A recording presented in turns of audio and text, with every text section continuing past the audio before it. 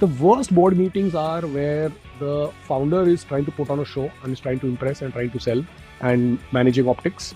And the VC is either trying to be a cheerleader or the VC is trying to be the guy who's the most knowledgeable guy on the table. I don't remember the last time a big decision was taken in a board meeting in any company of ours. I never understood what founders mean by market salary because you're the founder. Your market is a sample size of 1. I actually fundamentally believe no VC can help you get PMF. The role of the board member is to ask the right questions. The role of the board member is not to have the answers. The governance starts and ends in the mind of the founder. When it comes to governance, over communication is the only strategy. Do investors and do VCs actually add value? And if so, what kind of value do you think you expect as a founder?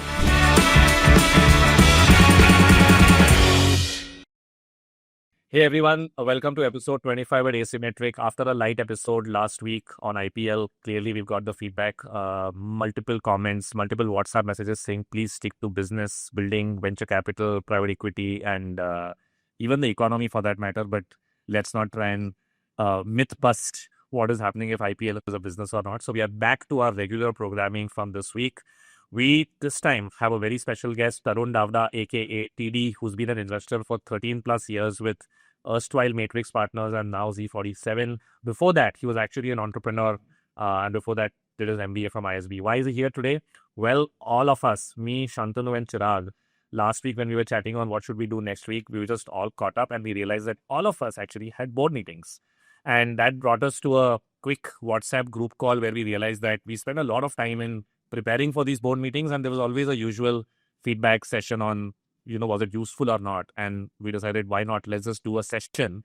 Every founder seems to have the grouse on which investors to pick. How do you manage boards? How do you prepare for board meetings? Are board meetings really useful? Why do they even happen? And of course, a lot of you had also requested for our view on the Blue Smart situation. Was there a governance lapse? Could the investors have done better? All of that and much more in the episode this week. So here we go. Welcome, Tarun.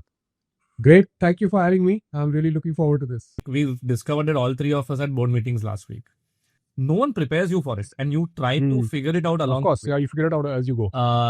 But there should be a broader guidance that should be available, right? Like if someone told me first year mein this is what is expected, second year mein what is expected, third mein what is expected, and I've had this chat with my board members, right? And they're like, nahi, wo to hum kar rahe hai, tum figure out kar rahe ho. We are also guiding along the way. But I realized there is no primer, if possible, as to what seed stage, what Shantanu's dukha is, right? Ki agar, if you don't have institutional investors, then take the help of angels. What should you do at seed, series A, series B, series C, series D? And there are a lot of, we actually have founders also in the audience. We have senior operators who keep wondering ki yaar ye founder board meeting ke time pe kyun gayab ho jate hain? Hota kya hai? Yeah, correct. Because they are also intrigued. Like after my board meeting, now because it happens in office and everybody sees, right, ki investors aaye hain, they always ask, how was the board meeting? And I also don't know what to answer. Correct. अच्छा था नहीं था, तो पहले तो मैं एक दिन लेता हूँ to first take feedback from the board members only कि कैसा था, कि did you enjoy it or not? Then I make my own interpretation. Then I'm like, okay, now I will tell you how it was, correct? Because my interpretation will be totally different from somebody else's interpretation. So of course, we just realized that there is this almost 1 week in our lives that every quarter, where this becomes the biggest thing that we do. It's like, Kumbh Mela आता है 14 साल में एक बार, but हमारा तो हर quarter आता है. So why not sort of do a just a broader episode on it to understand the nuances from our experiences. We can talk about what we've seen, what we've been through. We thought it would be great to have a seasoned VC who's seen more than a decade of investing to also help us guide us into what used to happen 10 years back, what happens today, what is their broader expectation today? Because most of the audience today for this episode would be current founders. Some are Series C plus as well. Founders who are seed series A, and a lot of operators who want to become founders. That's the broad audience that we have. Yeah. So we thought, then why not cover this topic? No, and I think it's an important topic because, like you said, right, there is a lot of institutional knowledge now, but sadly it's not been disseminated very well. And there's not a lot out there where one can say, hey, I've just raised my seed round. What should I know about the best way to conduct board meetings and the best way to forget board meetings, just engage with your board members, right? And sometimes even setting up their board and all that. So hopefully we'll cover some of those today. Yeah. Actually, the biggest gap I found is all the institutional knowledge also, a lot of it is from US VCs. You'll read PDM, you'll read Reddit, you'll read X, you will read the blogs of all famous US VCs and you're like, huh. But I actually thought the most profound thing that you sent in the prep doc was the first thing that US and India पूरा context ही अलग है. Completely different. All that US VC gyan makes no sense because the approach to investing and building is completely different in India versus the US. Absolutely. Maybe we could start with that itself, that, So let me maybe I'll share why I thought that was the most important point to make. Very often when we talk to our LPs, and these are our investors in our fund, they ask us how many boards are you on, right? And for them, that's in some ways a proxy for how much more bandwidth do you have to make new investments, right? And my answer is I'm actually on 0 boards. Avnish's answer is I'm on 0 boards. And because philosophically, we believe that we are backing the founder, and actually all the real work is done outside of the board meeting. And what is different between the US and India is I think the US tends to be a much more formalized board structure where items are actually put to vote. I don't remember in my last, whatever, now 13 years of being a VC, wherever in any company something has come to a vote, right? We all spend countless hours debating affirmative vote items and blah, blah, blah.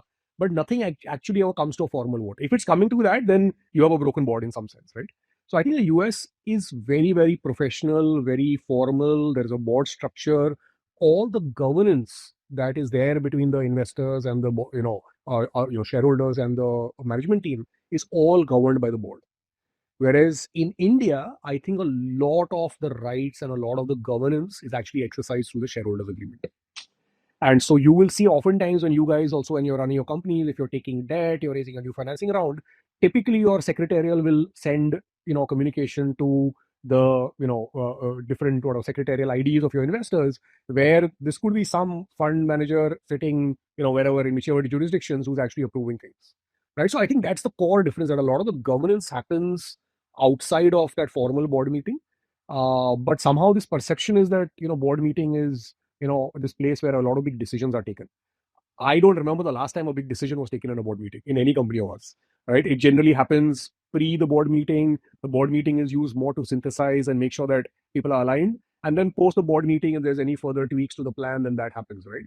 And I'm sure you guys see that as well. Very interesting, actually. Our board, we have Colgate Palmolive. Okay, so the board member representing Colgate Palmolive is their head of HR for India, and the CFO of Colgate is also the mentor to our head of finance, right? So, Okay. and they've been around for 6-7 years. So we have kind of taken a lot of notes from them. I think Revant has shared the board. Revant was on our board, by the way, until Okay. he started Mosaic, because he had to step off once he started. But a lot of the ceremonial aspects of the board meeting or the professionalism, I think, comes from Colgate Palmolive, which is a very American company that way. So, for example, some of the stuff is, attendance. I am in this room and I don't have anyone pressurizing me, and I've gotten all the reading material. All that is fine. But then there are some things with the CS will then 10 minutes. Okay, this notice was sent. Has everyone read it? And everyone has to raise their hand and say, yes, I read it. And then, people have to elect me as the chairman of the board. Chairman of the board for that. I find that to be the strangest moment of the board meeting, because I feel really because they're all senior people, right? So I'm like, okay, fine, let's move on. Bhavesh, fatavat khatam karo. But it actually serves the purpose of reminding everyone that this is a very important forum. Not just because so much time is being spent and the preparation is high, but because genuinely this is where governance 101 actually happens, and these discussions have a lot of gravitas. So I think it serves purpose for us. But a very, very good point. Very good point. Yeah. No, and And I think the other thing is that people miss. Sorry, I'll just make one more point. The other thing is, at least the way we look at it is, and I look at it is, because as startup, investors, we are all very, very founder driven. I think the board dynamic is very different from when you have a professional CEO setup. And in a lot of the US companies, over time, you will see founders make way for professional CEOs who come in. And I think then the board dynamic is a very different board dynamic, right? Versus having a founder driven company. So I think that's the other distinction. And I think the dynamics are very, very different in both. Very interesting.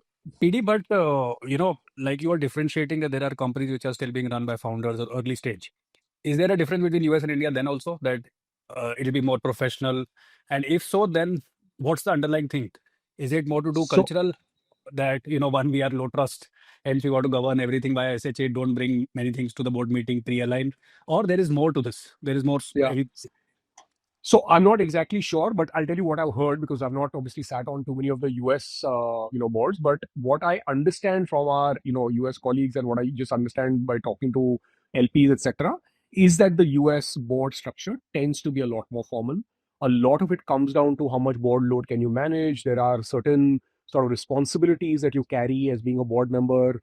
A lot of the big decisions are taken as part of that board. I'm sure some of the other stuff that happens in India, where a lot of the real work happens out of the board meeting, also happens there.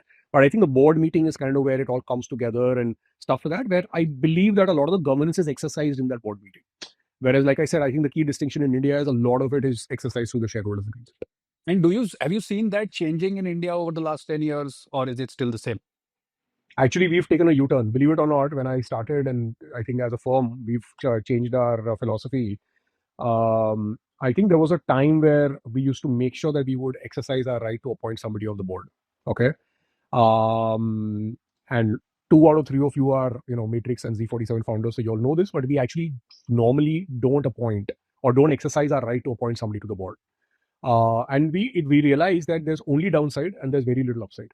Okay, and this is, like I said, every firm will have their view.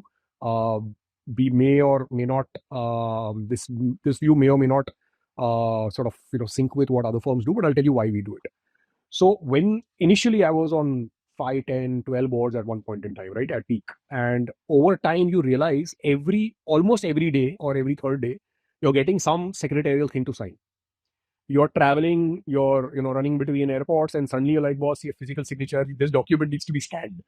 Okay, and you keep getting so many of these, and honestly it's all just routine stuff. Like somebody wants to open a bank account, somebody wants to change the hierarchy of approvals in some bank account at the company level, etc.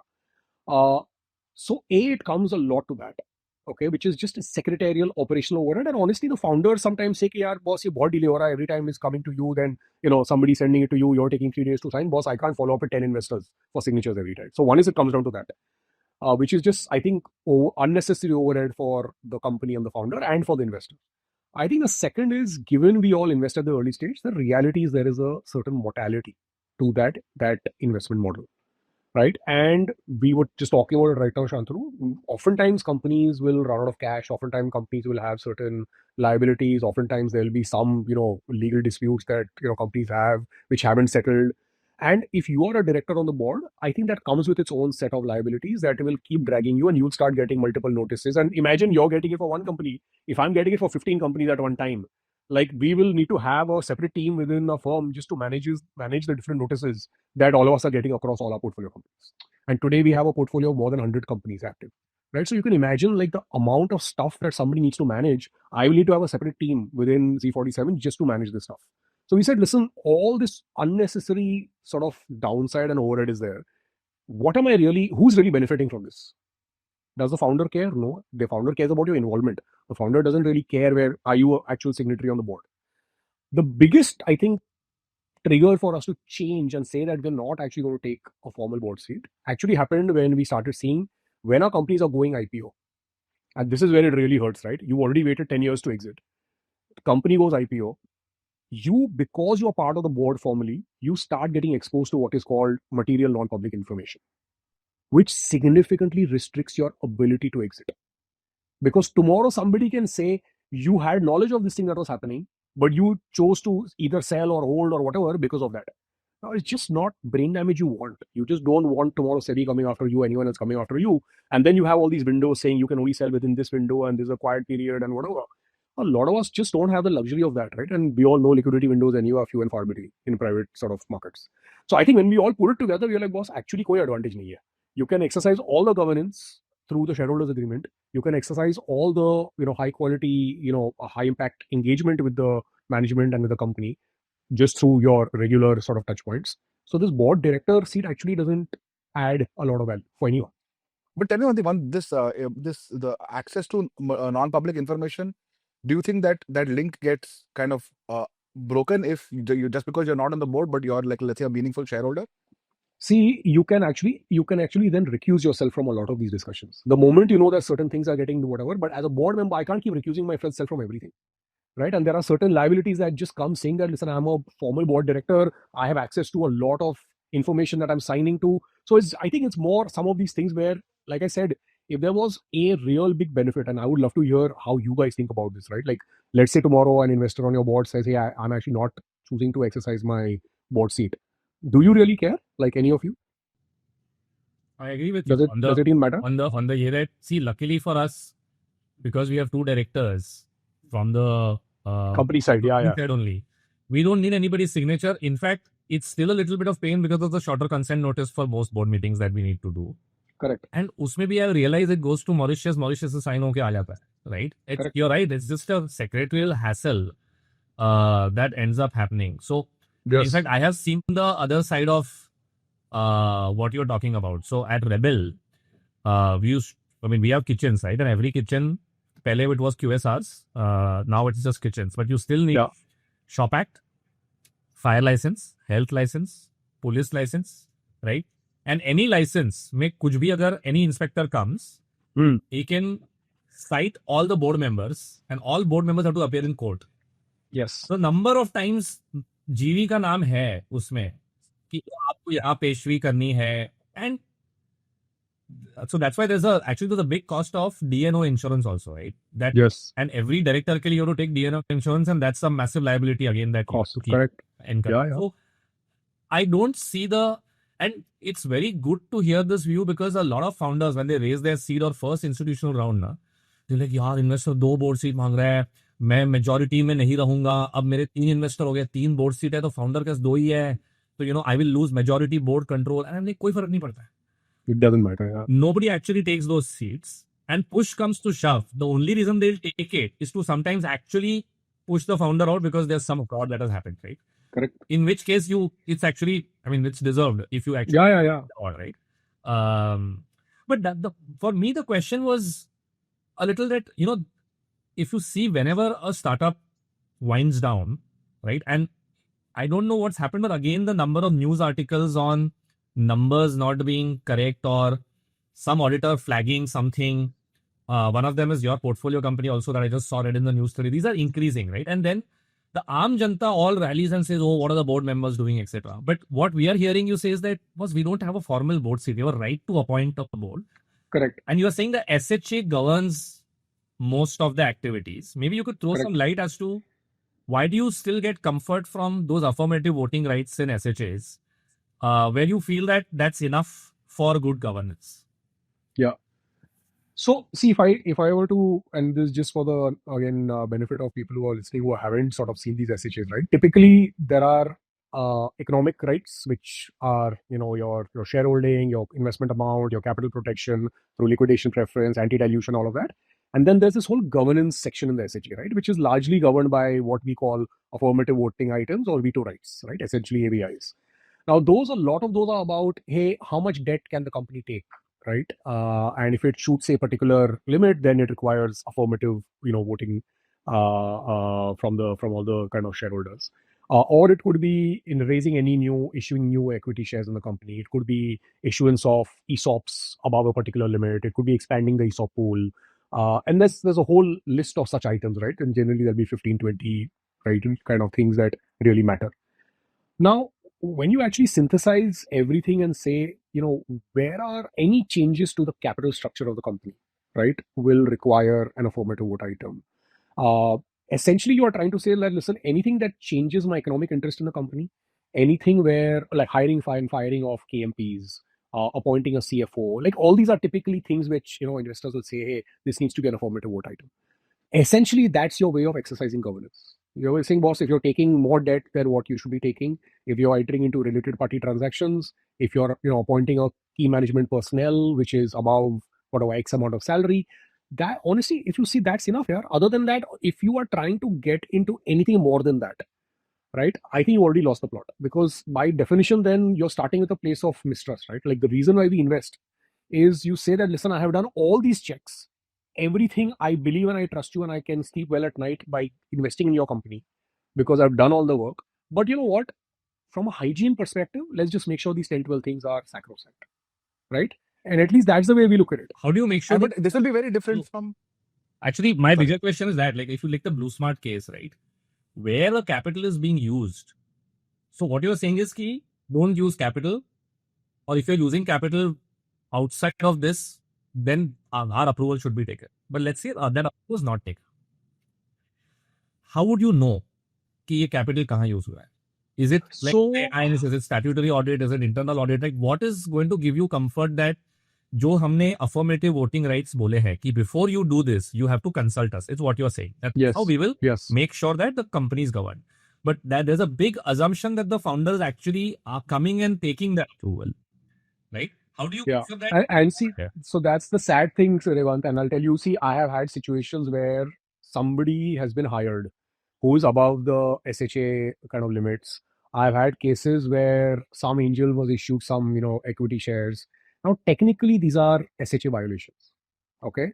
But it's an honest mistake when you see it. And when you observe it, you just flag it to the founder and they'll say, yeah, sorry, our secretarial is just not set up well. This is a valid feedback and we'll make sure that, we fix this, right? I think those happen in early stage companies. As long as the intent is right, I think those things, even investors will not, like, it's not that suddenly I'll call for an event of default because you violated some, small, piece of it, right? But it's important to set the right governance model so that everybody knows that, listen, we are answerable to each other. This is what the SHA says. This is what we need to do. And like I said, it's easy to see what's an honest mistake versus what is not an honest mistake. Like, for example, we've had cases where there is a related party transaction. And there are two types of founders. There is one type of founder who will send a formal email to the board even before considering this and will say, I am doing this as per the SHA. I need to notify you, which I'm doing. But more importantly, here is why I believe this is the right answer for the company.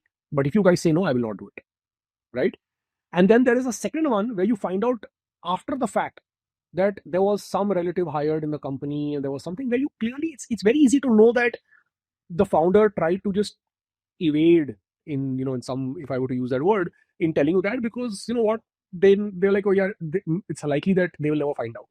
I don't know every person that's being hired in every company everywhere, right? And over time, I think you also build trust with certain set of founders because you see the actions and their track record of how they behave in these situations versus not. And we've had both. We've had our fair share of things where you need to call it out and say, boss, we need to put a stop to this.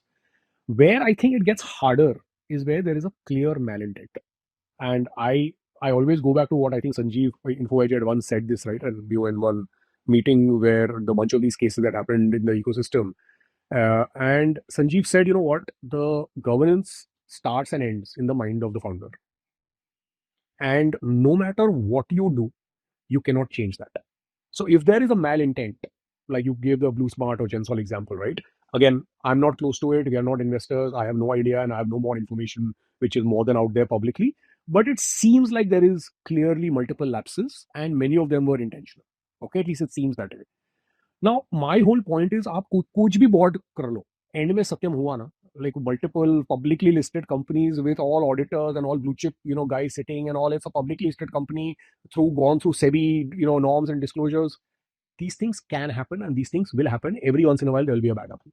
And I think it's very hard for any investor or for any board member or any independent, even honestly, to, you can call it out, but you honestly, there's only so much you can do to change it because the smartest founders with that malintent will have done enough to cover their tracks. And it'll be too late by the time you will figure it out. Yeah, I have Okay. a question here, Tarun. Actually, Yeah. you make a very good point. But you kind of talk about two kinds of founders and malintent versus no malintent. My personal belief, and having gone through this journey myself and seen other founders, is I sometimes think that there is a slippery slope from honest mistake into malintent. Okay, so it could start off with something like for the first year or 2 years, let's say a founder doesn't take salary and then decides their own salary. Okay, Yes. and they think that they're taking a very low salary and they don't let the board know. For example, I did not let the board know that my first salary was 12 lakh rupees a year. But that's an honest mistake. That's what I'm saying. That's an Correct. honest mistake. So Yeah. that you do that, okay? Then you but getting away with it is like too much. But let's say life goes on, then suddenly some family members, nephews in some second year of college, and wants an internship for a couple of months, comes to your company, 15,000 rupees a month of stipend, 30,000 rupees, not a big amount, but still there is someone who comes in. And then slowly and steadily it becomes habitual. You don't even realize that you have crossed the line. Frankly, there are so many things going on, you don't realize. And then the line gets blurry and blurry. And then at some point, You're suddenly taking debts that are SHA violations. Suddenly, some close friend from campus is your CFO. Suddenly, it's okay to misreport in an MIS. I think there are whenever I see these news articles, whenever I see, including Blue Smart, by the way, I don't think any founder starts a company believing कि मैं चोरी करूंगा the moment I get some money For and sure. take it. I don't think there's ever that intent, but I think they reach that point where they don't even realize, shit, yaar, where did I go wrong? And I think Avnish spoke about this, and Revant and I spoke to him, that you have to get it solved up front. Like at the first sight of even a small mistake, coaching and governance, training and so on. But do you think like it's either 1 or 0? You think there's a gradual fading into So the abyss? I actually don't know. So I don't believe in this gradual fading. I'll tell you what I believe. I think there are very few opportunities where somebody's character is tested. Okay, and generally, a lot of the young founders, especially, I think, oftentimes they are unaware of their own moral compass.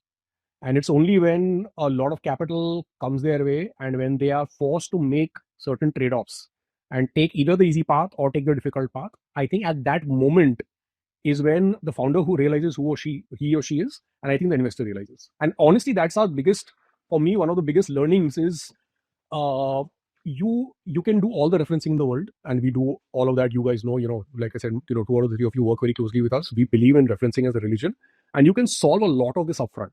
The problem is with the younger guys; they have never been tested. Their character has never been tested. They've never been at a fork in the road. And up until they are at that fork in the road, they themselves don't know how they will, which side of the fence they will end up at. The seasoned guys know, the experienced guy, the founder who's starting in his late 30s, early 40s, they've had enough instances where they had to make those choices in life, and it's easy to reference which choices they made. The young guys, it's just very hard. So I actually think the honest mistake of hiring a nephew as an intern. But again, there I go back to what I started my career at Infosys, right? And Narayan Murthy used to say this: when it comes to governance, over communication is the only strategy. And you have to be erring on the side of saying, boss, I will over communicate. And I've had founders, by the way, who've done that. Like I've had one founder who emailed us, like I did, like, I don't know, maybe a couple of years ago, where it was for literally some 7,000, 8,000 rupees, some marketing, thing where his distant relative was running that marketing agency. He sent us an email to the board and we were like, boss, please go ahead and thank you for letting us know. But I think these are the small, those moments that actually build trust, which tells you that, boss, for a 7 or 70,000 rupees, whatever amount it was, if this guy is taking it so seriously, what is he going to do for the big things, right? I actually want to call one thing which you said, right? The mistake where you said you decided your salary. I actually don't think it's your mistake alone. It's also your board, your whoever is on the board at that time.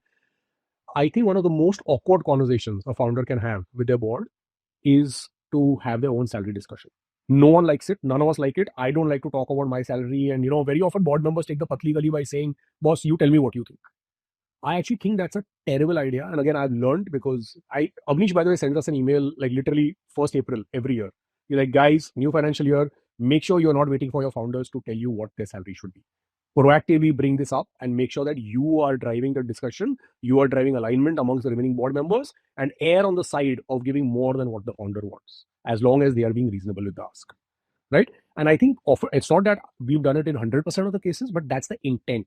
So I think in your case, the fact that you had to just decide yourself and nobody else even brought this up, I actually think it's a collective failure, right? Because board compensation CEO compensation is a board item. It's not a CEO item. Yeah. Thank you for making And I think the best. Sorry? Thank you for making me feel bad as a board member at that point of Oh, It should be- sorry. Revant was on the board at that time. So Revant, that's your fault. No, I'll tell you what, frankly, I think the way it worked was Revant and I would have, I'll tell you, I don't remember it, but the way it would have transpired is I would have talked to Revant. Revant would have said, ऐसा ही लग रहा है, चलो ठीक है, let's Friday को sales meeting कितने बजे? So I'll tell you the way we do it now. The way we do it now, and I think it's a realization. Arjun from Reckitt now is, again, he brings in large company thinking, which is so helpful, right? He's like, let's say a Yes. compensation committee, which is a combination, like a subset of the board. You should be a part of the committee. You should put down the philosophy of compensation for the top team. Here are the top Yes. team 10. I think Chirag was around when we used to do that, right? Here are the 10, 11 people in the top team. What are their OKRs and hence what is their compensation? What is their long-term equity upside in the company? What were they doing Yeah. before this? You get a good sense of where they are. And hence, you, Shantanu, should kind of present what the raise should be or what, if you're hiring someone, what it should be at. So you lead that discussion with the comp committee till it reaches your name. Yes. And then at that point, you have anchored the philosophy enough and you recuse yourself and say, guys, This is what it was Absolutely. for everyone else. Now I'm leaving. You guys decide for me. And if we are very far apart, we should have a discussion. Otherwise, because anyways, Yeah. after this gets done, I will have a discussion with all of the leaders anyways, one-on-one, where there is some amount of negotiation back. At least, but you anchor the core point. And then everyone is like happy. Then you send a mail saying, hey, this was done. Sign off and kind of close. But it's a much nicer process. It removes the awkwardness. It removes, like kind of assigning a worth to an individual. It's like, hey, here's the philosophy, here's where the company's at. And there's a larger picture and we move. And it's just a broad, reasonable outcome of that Yeah. discussion. I think Yeah. BSC operates as a very, very mature late stage company in that sense, Shantanu. I think, and it actually sounds very much like me. Most founders who come to me at seed stage or even just raise, let's say, the first institutional capital where I'm an angel.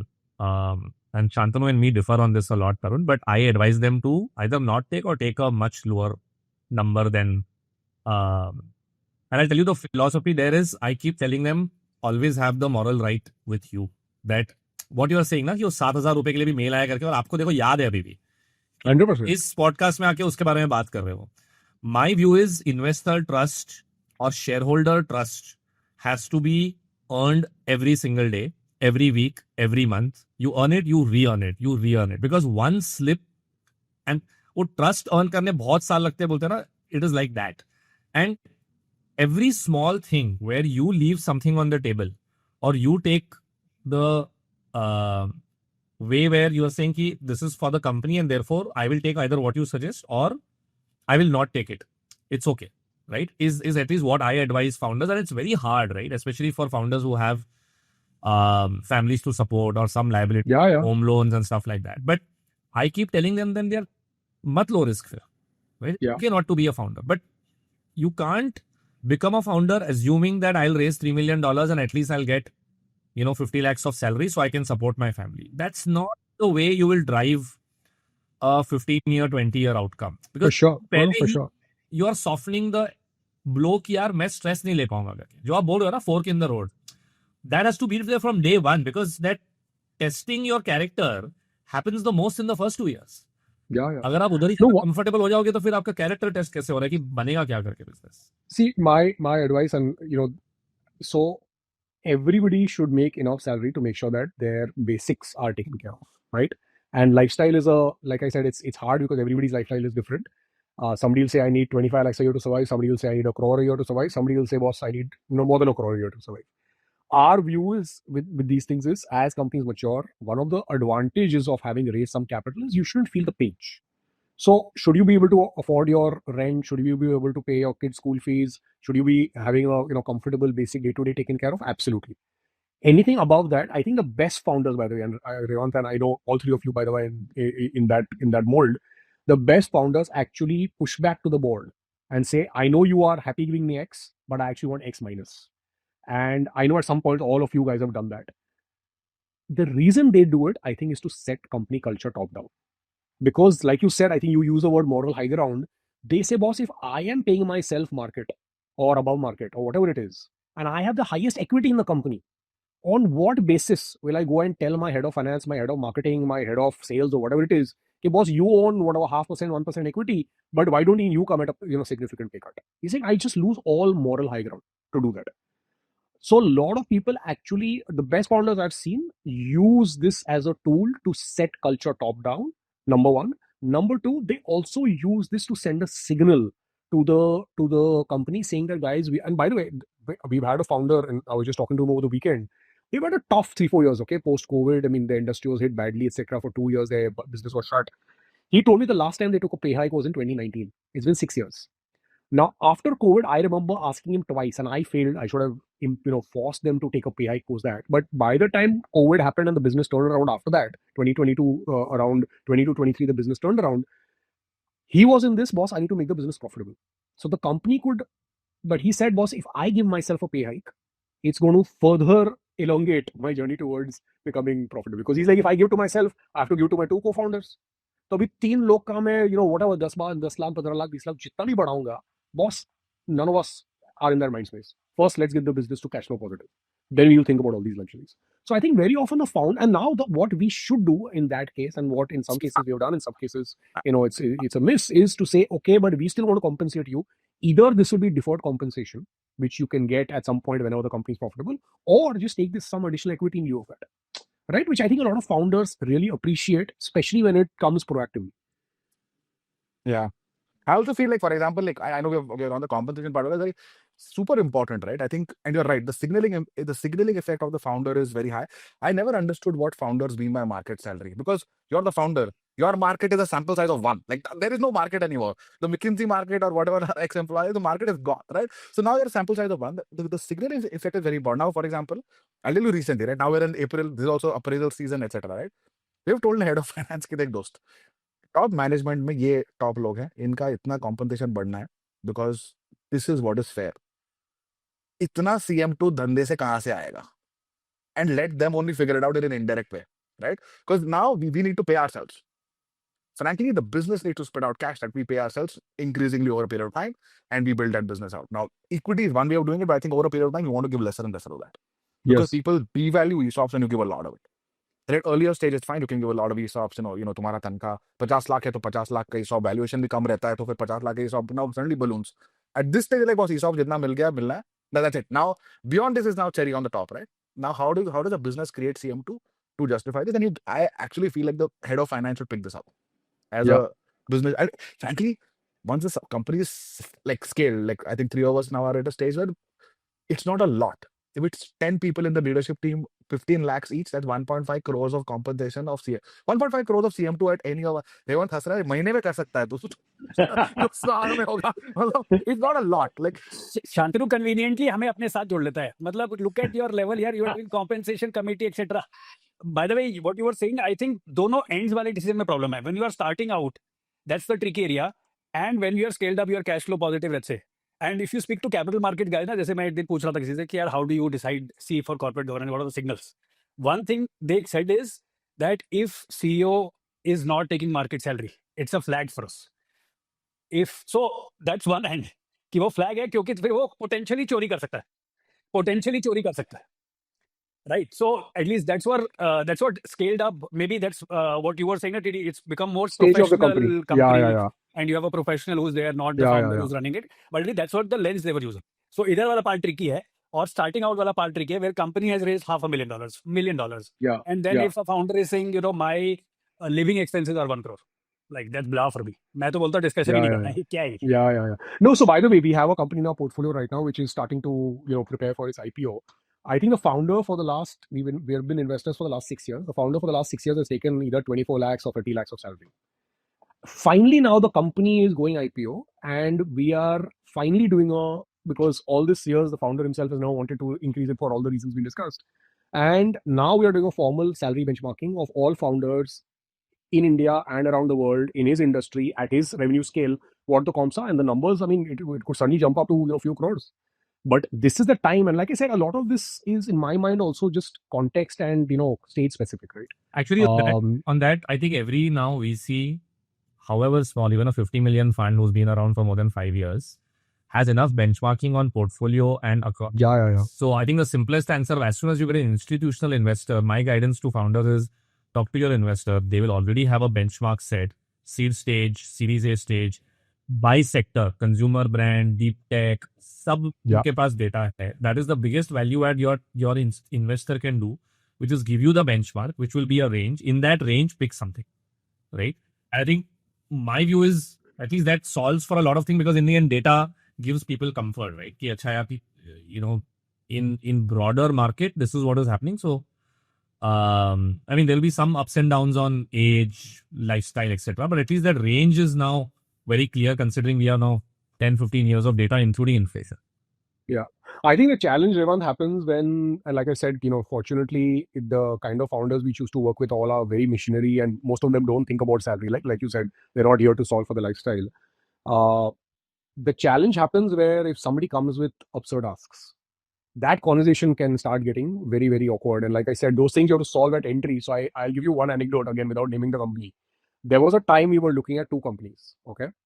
And the feedback when we did our references on both these, and these were both like fairly seasoned, founders with good track record in sort of multiple companies, both were in their mid-30s or whatever. And basically the one of the potential areas of concern that we got on both of them was यार ये थोड़े corporate है, like they all have worked in corporate and industry for long time, तो थोड़े corporate है, तो आप देख लेना कि are these real entrepreneurial in terms of what they are doing. And now the question is, boss, how do you get comfort? Because no corporate guy walks with a band saying I'm corporate, right?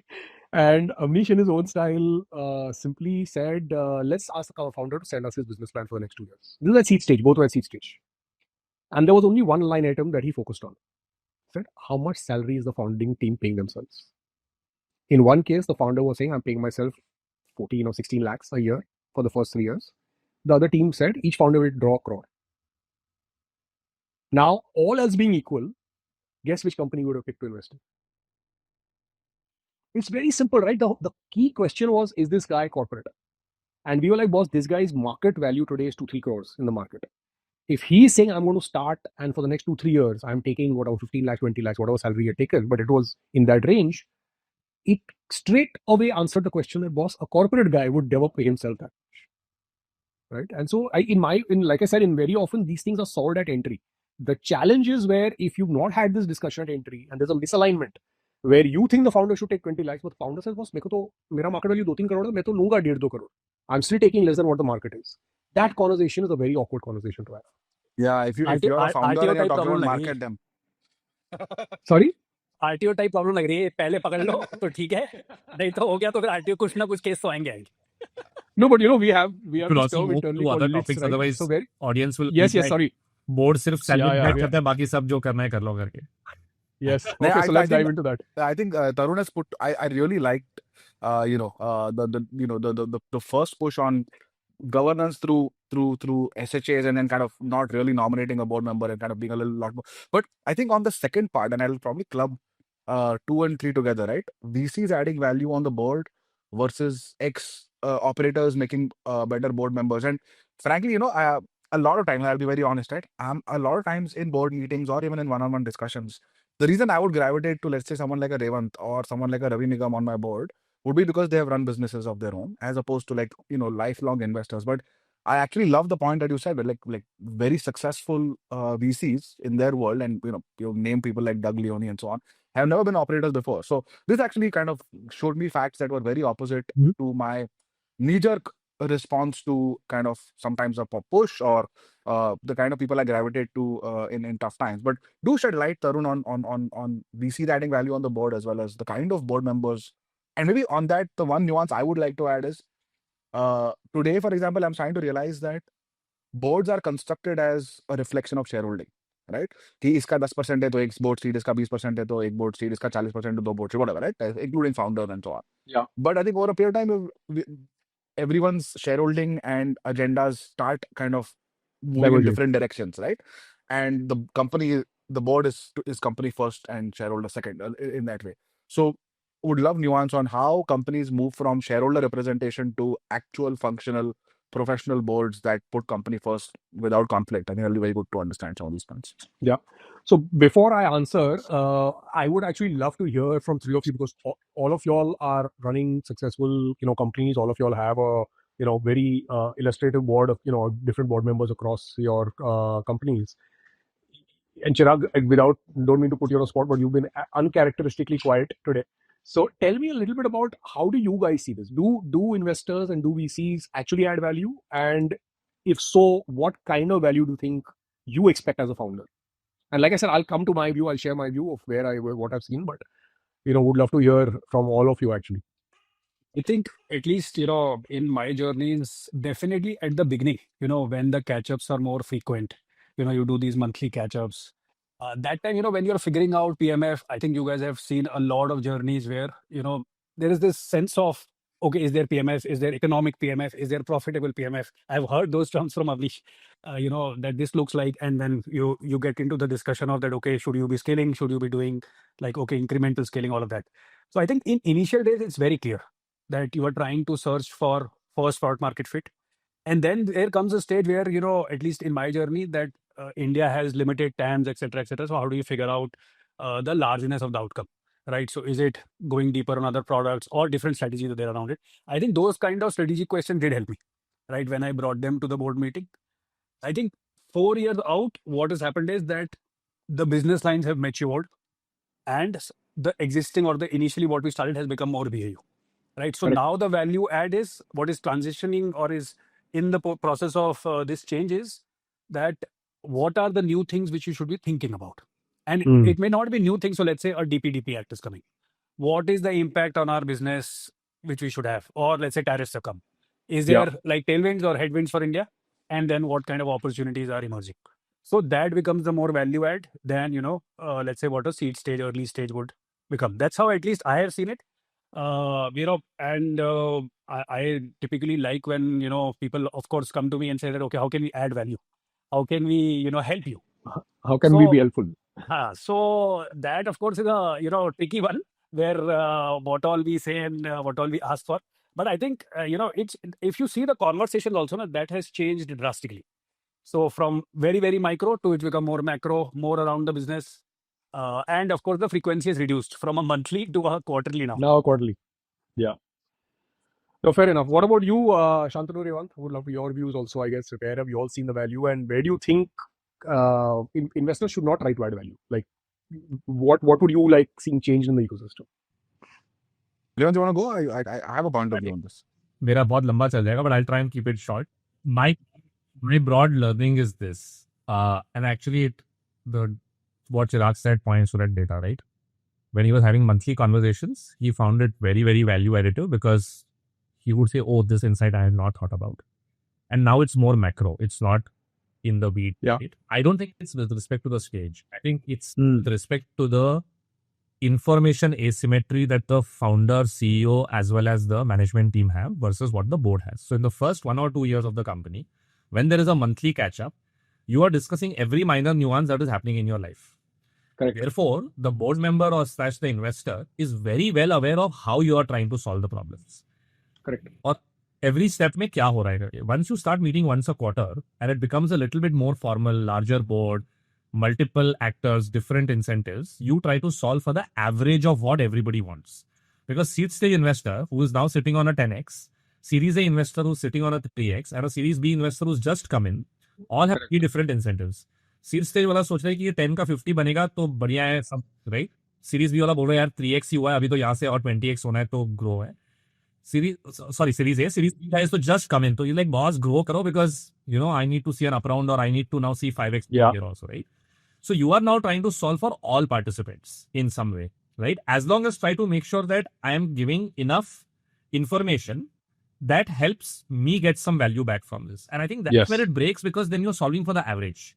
So, Absolutely. I think in some ways or form, it's a problem on both sides, and I don't know how to solve for this because I don't want board meetings to last 2 days. I've heard private equity players sit for two days in board meetings. Analysts 2 दिन आके बैठ रहे हैं, भाई मतलब company कब चलाएंगे ये सब करना है तो. At the other end, I do believe investors don't prepare as much.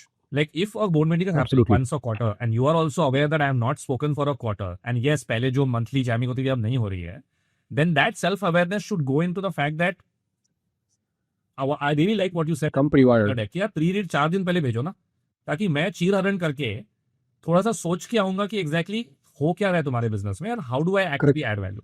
Adding Correct. value without context or without doing the work, It's the dangerous. worst thing that anybody can do, and I see that a lot, right?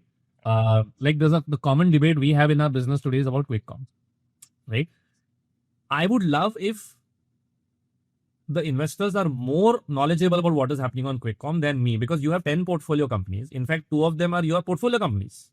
If you're an investor in Instamart, then you should know more about Instamart than I do, right? So you should be telling me what I should be doing on Instamart versus me trying to figure it out. Yeah. So I think that is the value add that one expects at scale. Unfortunately, what I've seen is for VCs, and that's how the market is structured, so I don't blame anybody. Yeah. Is that once a company gets to Series B, Series C, and there is a new investor who's, let's say, driving the agenda forward, the VC Yes. to move on to, okay, what is my next big seed bet? What is my next Meesho? What is Yes. my next Zomato, right? Yeah. It's almost like the incentives are misaligned to do the hard work. And that's broader market. To be honest, I mean, this board meeting itself, Avnish called me later and said, I want a better pre-read because I couldn't really gather what has changed in the business. Because he said, I went back to the last 3 pre-reads and I didn't see a difference. Hmm. That's great feedback. And Yeah. clearly, like even for him, he's saying, I want to prepare. तुमने pre-read भेजा. But he had feedback. He said the pre-read had to be more nuanced than what it was before because now I Than what know it about was. this. But what is new in the business? वो तो मेरे को समझ ही नहीं आ रहा pre-read से. Correct. तो वो भी समझाओ करके. Then that pre-read You know, is useful to me. So I think I- it all boils down to honest conversations, which I don't think happen enough between investors and founders as to how do you really Yeah. extract value from these meetings. My view is preparation Absolutely. is the best, both on both sides. I don't think we prepare enough on both sides. And You know, I one of the think, challenges TD, I just feel- before you come in, I Yeah, think yeah. it's a related point. What you're saying, a larger board, multiple actors, and then meeting becoming average. What it becomes is it starts to become more alignment meeting. Yes, yes. And I'm still not clear that whether founders should be spending time aligning or not. Right. Yeah. Unfortunately, it starts to become that. Yeah. Right. Yeah. Because as he rightly put it, multiple actors who are trying to solve for their incentives. Somebody saying growth, somebody saying profitability kar lete hain. You should not be Yeah. raising more. And then you side conversation. Let's do alignment first, then come to the board meeting. Which is why you listen to everyone, but then do what you think is right for your business. Eventually, you come You to heard that everyone. answer. Bas wahi At least karna. I am also feeling eventually you come to that answer after 3, 4, 5 times. You come to that answer. Yeah, Okay, yeah. boss, this is it. I think that's the question. And Shanto mentioned this word, right? That in a board meeting, can you leave your incentives as a shareholder and your biases that will come with that and actually act in the company's interest is a very hard problem Yes. to solve.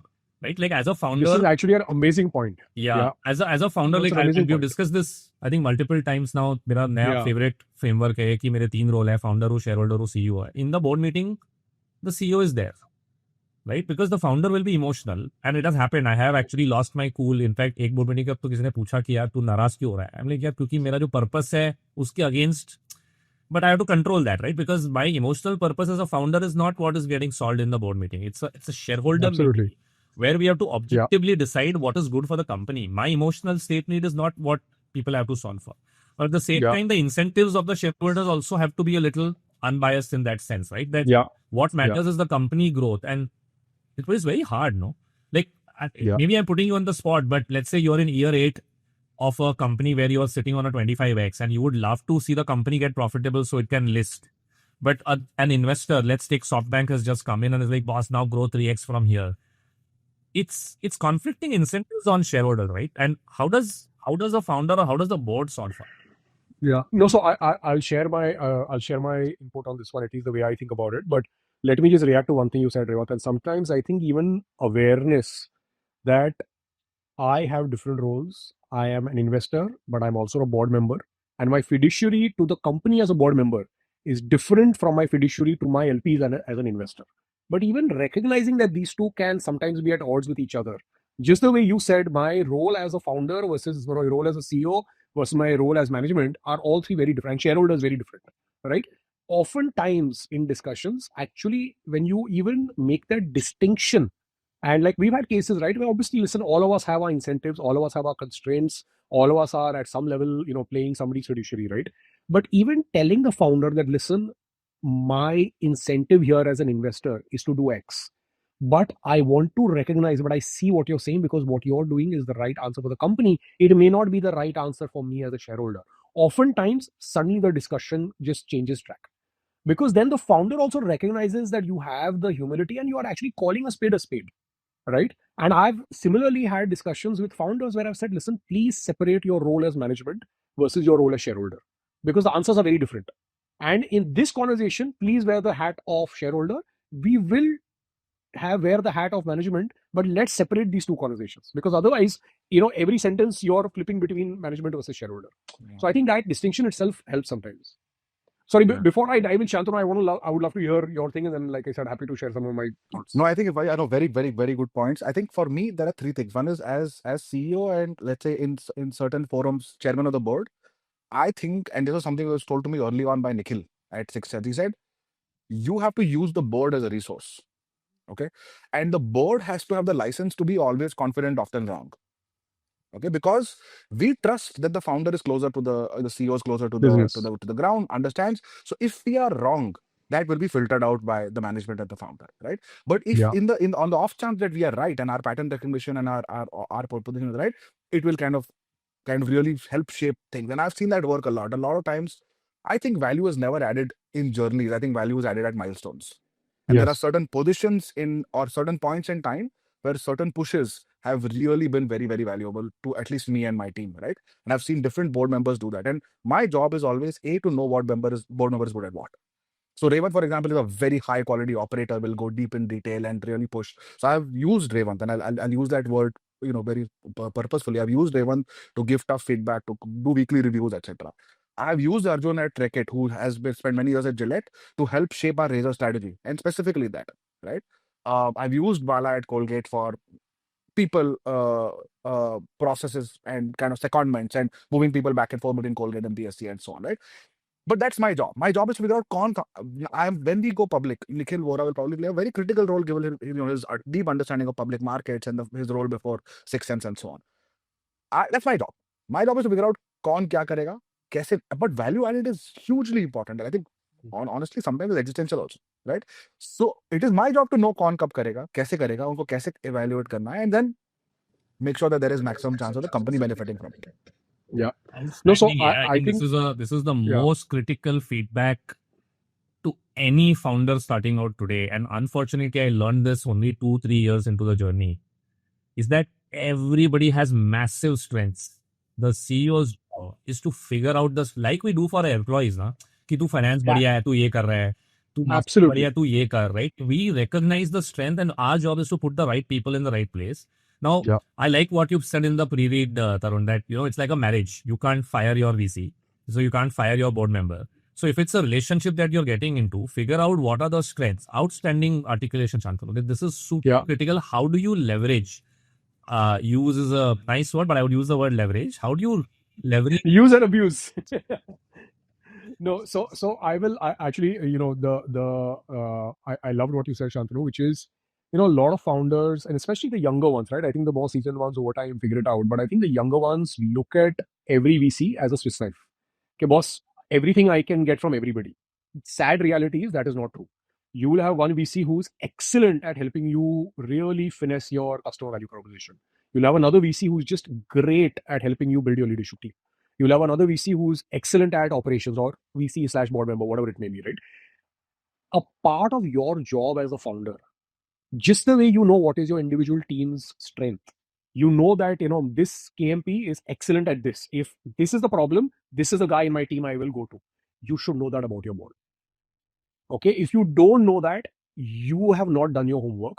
And oftentimes when we are, in competitive deals, we actually tell founders that, listen, I am spending hours and days referencing you and your co-founders, and in some cases your leadership team.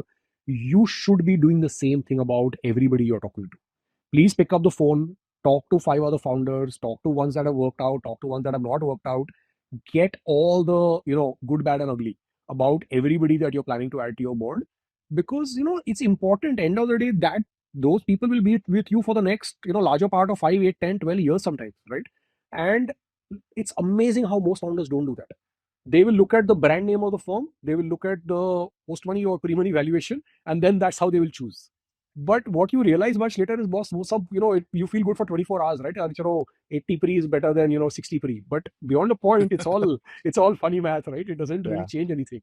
What You know, changes this is is- the yeah. day-to-day quality of interaction. This was actually told me again. Revant will hate the McKinsey compare, but this is like a lot of us are kind of shaped by our institutions, right?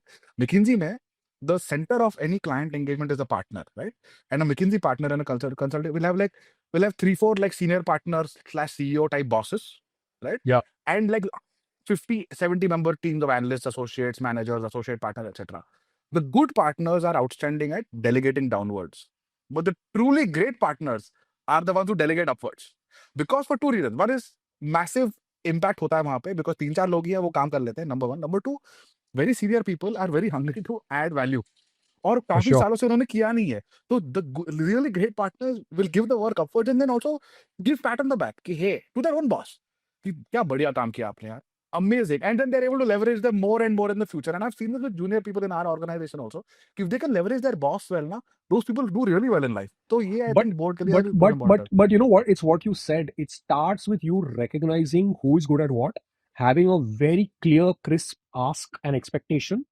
Because see, I can, like I said, when I joined VC, and you guys have seen this, I think there's this Twitter meme, right? How can I be helpful? Which is like this VC meme, right? Which is a lot of VC start with that because even they don't know, boss, मैं कहाँ पे help करूँ, right? See, I can't. My fundamental belief is, while you guys were kind and said that the monthly conversations help, and it, when you're going through PMF, those. I actually fundamentally believe no VC can help you get PMF. The PMF 0 to 1 is the founder. That's the genius. That's why you guys do what you all do, and we guys do what we do. So, yes, can I debate? Can I question? Can I do all that? Absolutely. And the job of any board member is to ask questions. I remember very early in my journey as VC, I had actually listened to this podcast. I'm forgetting her name. She used to be on the board of Google. When Google went from being whatever startup to being, multi-billion-dollar company, she was on the board of Google. And I think she was doing a podcast with Andreessen, with Mark Andreessen. And I think Mark asked her that if you had to crystallize what is the role of a board member? She said the role of the board member is to ask the right questions.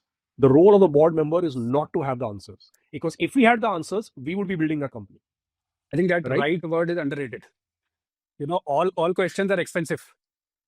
You ask the question, founder goes on internally 3 months figuring out an answer, and then you realize, oh, that was an irrelevant question. That was a relevant question. So I'll tell you my view, by the way. I think a lot of board meetings, unfortunately, tend to be a waste of time. And I'm sure you guys have felt this at some point when you all are sitting on multiple boards, you all have, different board meetings. I think sometimes both sides walk away feeling कि यार मजा नहीं आया, right? You're like, यार, I spent this whole week in preparing. I spent 3 hours, talking to these guys, but मजा नहीं आया. Ironically, the investor or the board member has also left feeling exactly the same. Now, question is, who's at fault, right? And sometimes like I said, the worst board meetings are where the founder is trying to put on a show and is trying to impress and trying to sell and managing optics. And the VC is either trying to be a cheerleader, or the VC is trying to be the guy who's the most knowledgeable guy on the table. Oh, I've seen this in this company, or your competitor is doing this and that guy's doing that. The founder is like, boss, what do I do? Like, beyond the point, there is only so much, that I know what to do. So I think the way, so first, I think what Revant said, right? One is the incentives, right? Incentives diverge over time. I think people also highly underestimate that the founder is spending 24/7, 90 days of that quarter deep into the business. The investor in those 90 days has spent probably cumulative of 2-3 hours thinking about your company. Okay? Because he or she is managing their fund, they are managing their internal fund operations, they are hiring people for their fund, they are dealing with all sorts of other issues, they have multiple other portfolio, they've done 5 new checks in that quarter. And they've spent large part of their time diligencing the new companies that they're investing in. When they come to your board meeting, if they don't have context over time, that will reflect in the quality of your board meeting. And I think both sides actually really, and remember, I've invested you in seed. You were a seed stage company, you were an idea. I was highly involved when you went from the 0 to 1.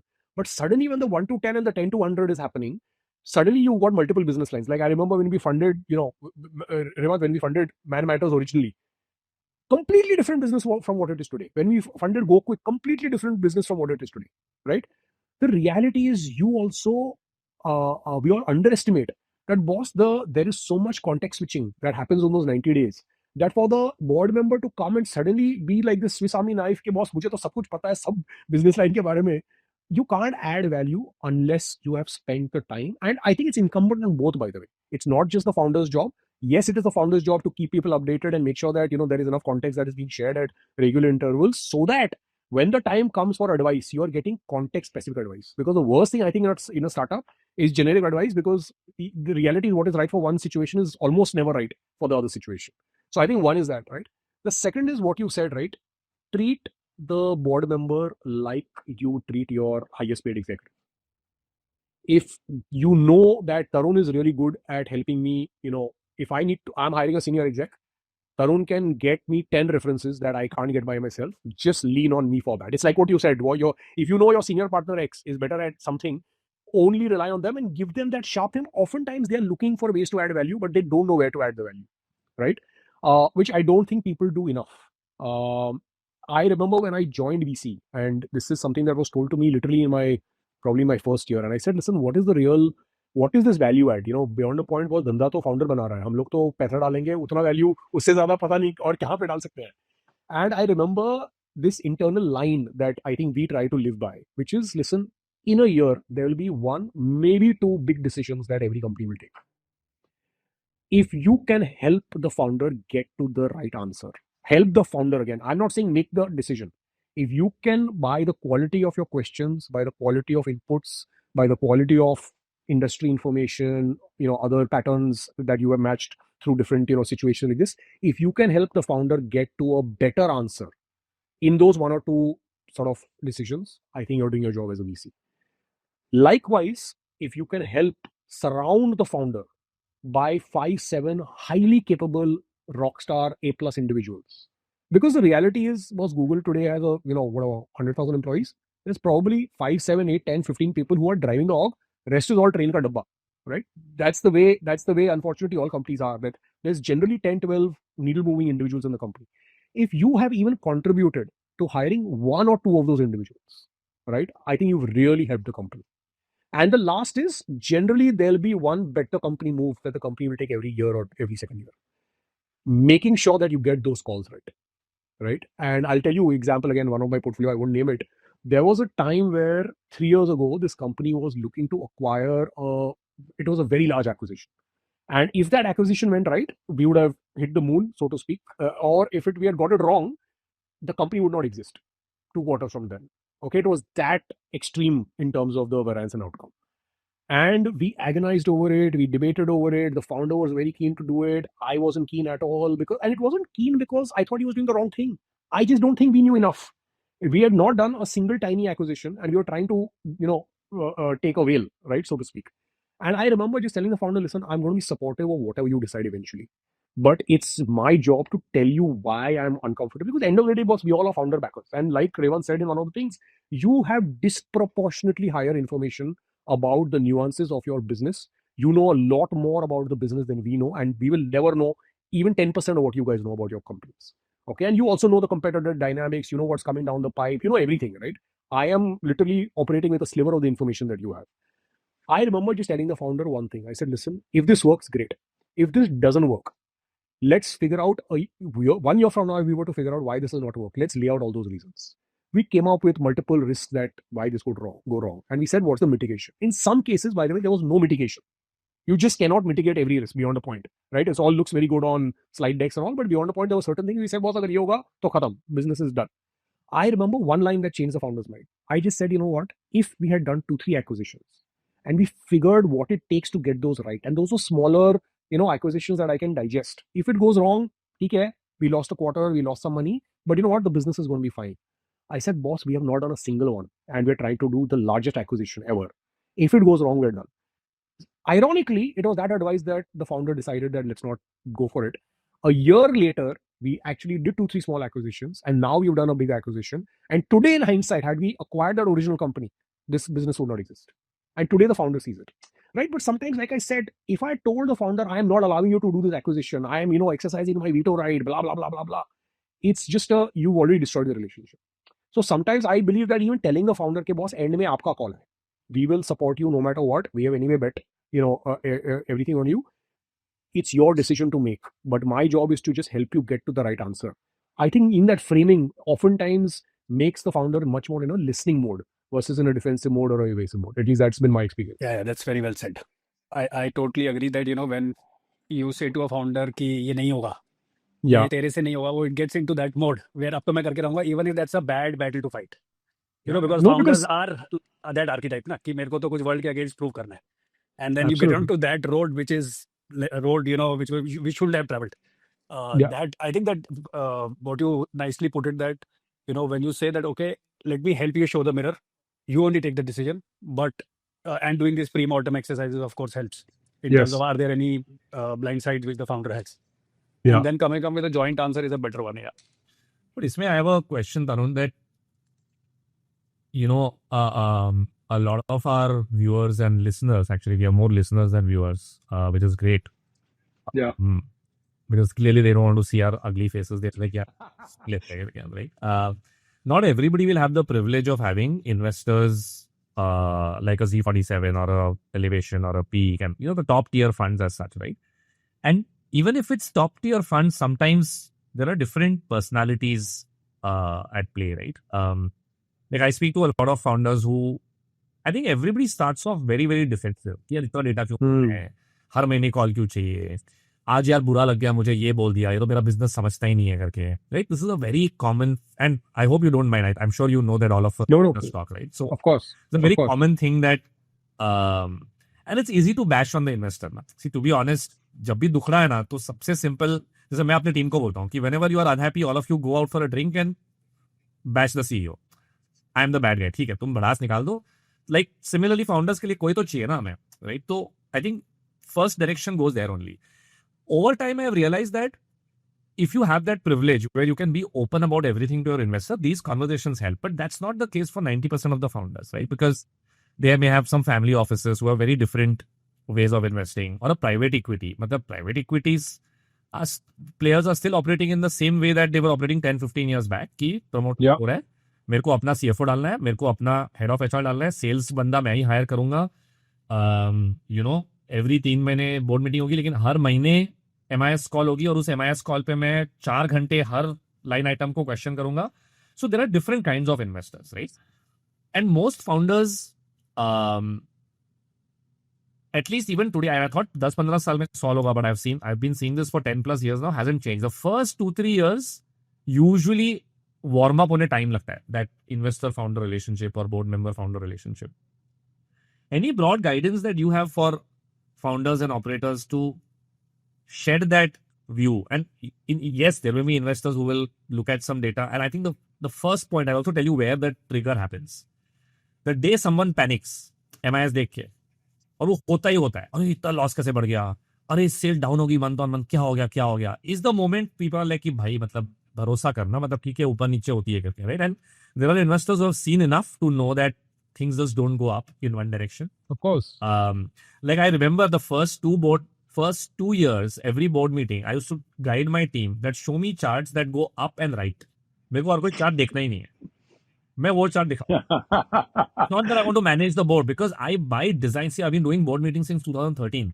मतलब मैं तो अलग veteran हूँ in terms of running board meetings, then being in board meetings on the other side, where my colleagues in VC would tell me कि boss तू किस level पे question पूछ रहा है, but as an operator Correct. VC I was like, boss मुझे तो पता है लाइन में कहाँ, like I know how to show the mirror, right? And then again 5, Yeah.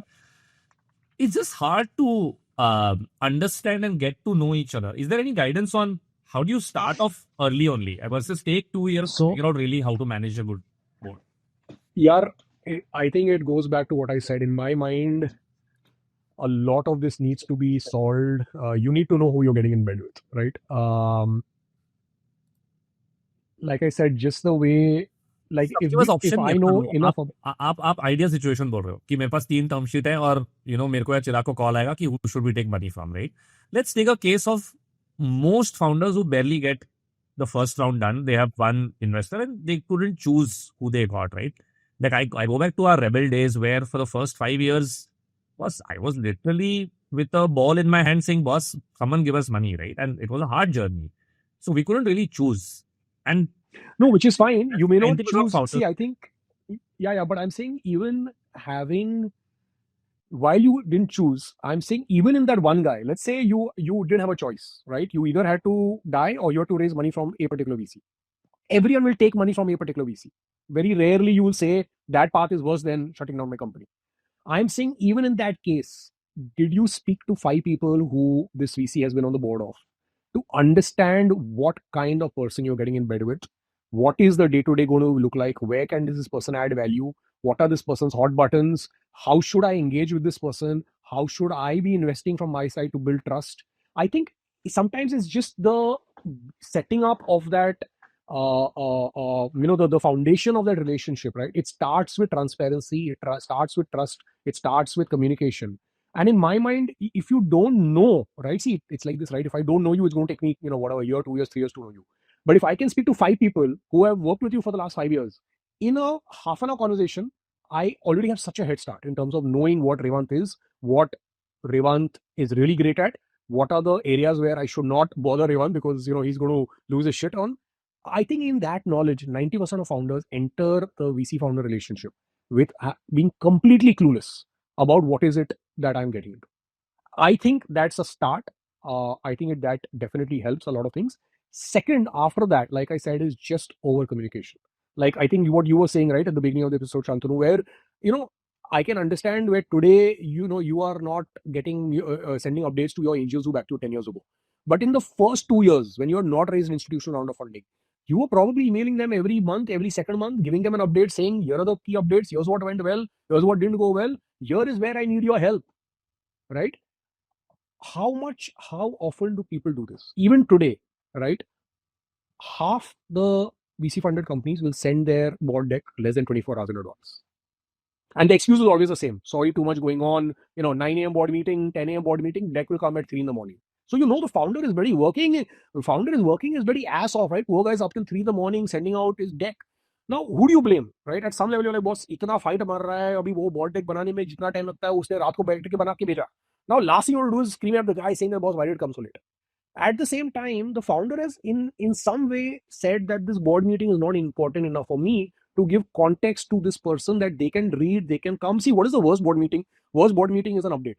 Here's what happened last quarter, right? And unfortunately, you will see, like I see around me, 70-80% of the board meeting is focused on past performance. 20% is focused on here's what we are planning to do next quarter. It should be the exact opposite. Maybe 10, 15 minutes, 20 minutes at most should be spent on here's what happened last quarter. And by the way, it should already be a known. So you're just kind of resetting context for everybody saying, okay, as you know, here's what happened, here's what went well, here's what didn't go well. Now, with that context set, let's spend 80% of our time focusing on the 2 or 3 big strategic kind of things that we need to be spending our time on. But hota hi nahi hai, wo time nobody is spending a time with each other. But I think the best founders do it really well, by the way. I think the best founders send a pre-read 4-5 days in advance. They clearly send agendas. I know companies, by the way, that have separated the MIS call from the board meeting. They schedule the MIS call 48 hours or 72 hours in advance of the board meeting, where you can ask every question on every metric. But then the expectation is clear. Please don't ask me this, a silly question on why did CAC, move by 4% this month, right? Because yes, that is an important question, but board meeting is not the place to ask it. Please cover it in the MIS call, because the board meeting sometimes gets derailed, right?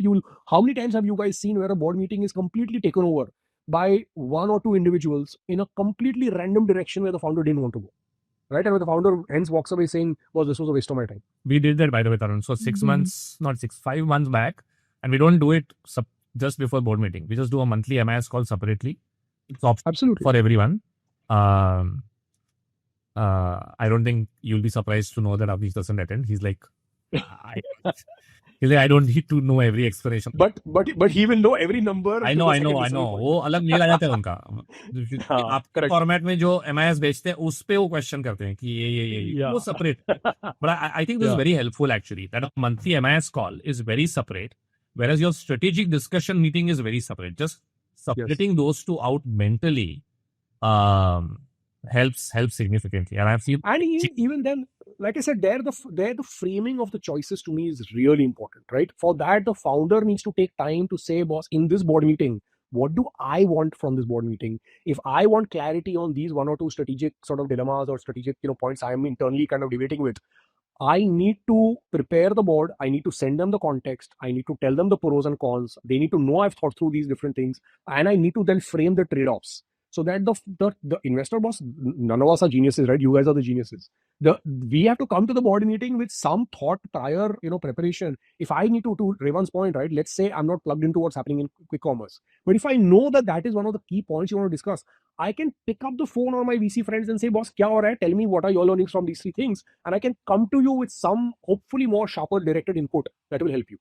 Yeah. But again, most people don't do that. Generally, what is the agenda of the board meeting? We will cover last quarter performance. We will discuss this. We will update on this. We'll update on this. Khatam. So I think that to me, it's the prep and it's the expectation and holding each other to a higher bar, which a lot more needs to happen on that. I also feel like, for example, one is, there's divergence of board members basis their, who the fund they're representing or their institution or the time or, where they got in. There's also divergence basis personality and what they're excited about. So 2 or 3 board meetings back, the Gaurav Sehgal, outstanding guy. Gautam Sehgal was a CIO of the Patni family office. He's like, तुम्हारा ये he's a good friend, by the way. Outstanding. He's like, तुम्हारा board meeting या marketing meeting क्यों लगता है? इसमें products का तुम products सुनते रहते हो, इसका packaging मेरे को EBITDA के नीचे वाले line item दिखा. I'm like, sahi point है Gautam.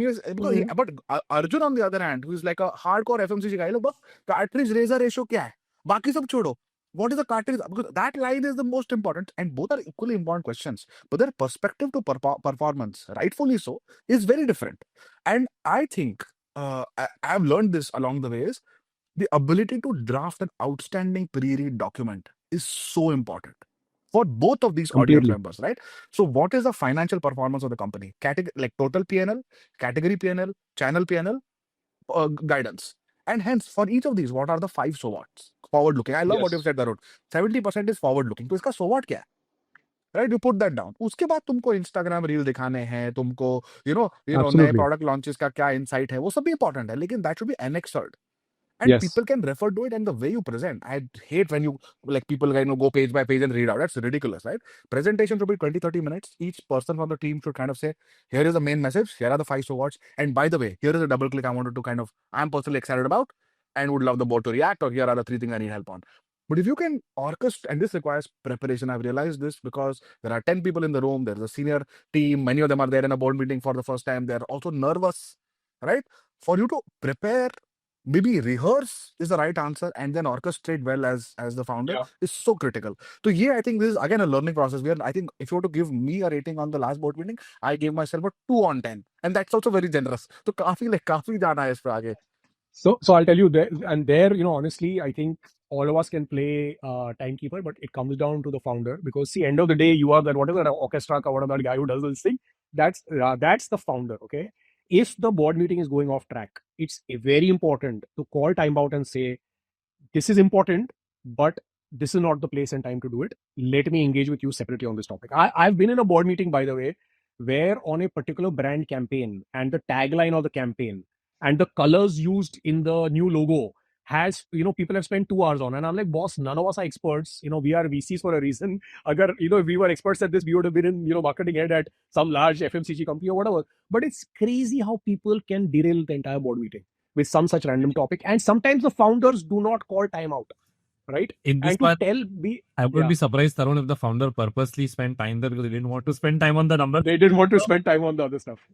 So by the way, that's also strategy है कि इतना लंबा Yeah. एजेंडा कर दो कि पहले हाफ में ही like Yeah. I remember when Chirag used to do first couple of board meetings, he would be like, यार तीसरे स्लाइड के बाद तो हम पहुंचते ही नहीं है करके आखिर तो let's get all the agenda in the So now I preload everything and say कि भाई जो मुझे कवर कर रहे हैं वो पहले कर लो बात. ये कर लो. तीन Exactly. पहले कर लो. like 3 स्लाइड में ये मेरा कवर हो गया, अब जितनी देर जो डिस्कशन करना है करो. Agenda is done.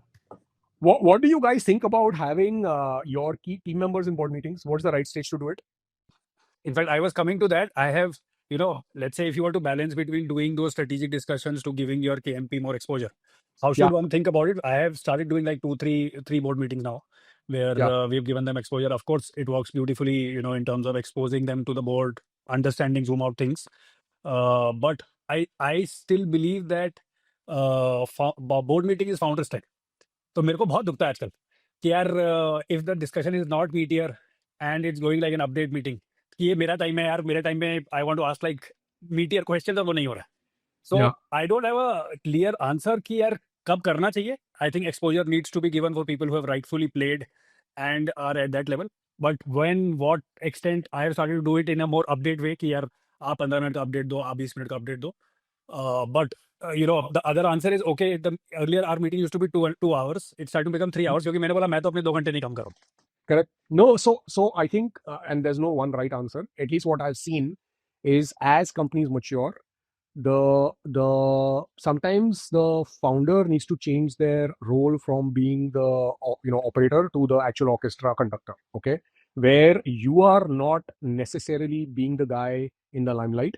You've done enough of that in the 0 to 1, in the 1 to 10 stage of the company. As you get to the 10 to 100 stage, at some point you actually want to bring some of your key leaders, not just for the exposure, for their motivation, for their learning, for the board also to get a view into what is the quality of leadership that is there at the company. Oftentimes the board wants that direct access. They never want to go around the founders, obviously. So for you to set up that occasion where board can directly interact with leadership and all that, I think it's the right thing to do.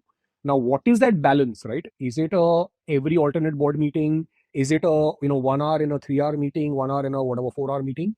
All of that, honestly, the answer varies with each company. What I have seen the best companies do is maybe take 1 or 2 functions in every board meeting and say 15 or 20 minutes or 30 minutes deep dive from this function in this meeting, and then you just rotate, right? So that you're not even kind of doing everything at one time. I've seen the worst is where it's a 8 hour board meeting and it's 2 hours with the founder and 6 hours of deep dives on every function every quarter. My belief is after 3 years, everyone zones out. Everyone's on their phone, everyone's on WhatsApp doing their chat, and then it's actually a demotivator for the poor guy who prepared so long. He came to the board meeting and he's like, boss, all these guys were sitting on the mobile phones, which is like, the worst thing, right? You can do. Yeah, I feel on this, no, on the management team and Chirag, you've been part of Bombay Sharing Company board meeting also, and you know how we used to do it. We used to, I think one thing I use the board for is कि यार इस इंसान को ये 2 messages देने हैं, इस इंसान को ये pat on the back देना है, ये इस इंसान को ये critical feedback देना है. I think that makes my life 100x easier when a board member or a set of in the board actually tells the head of procurement, good job on gross margin movement. We need 300 bips more. It'll solve for like 50 hours of my time in the next 2 quarters. Completely. If like a Nikhil or a Arjun can say that in their own way.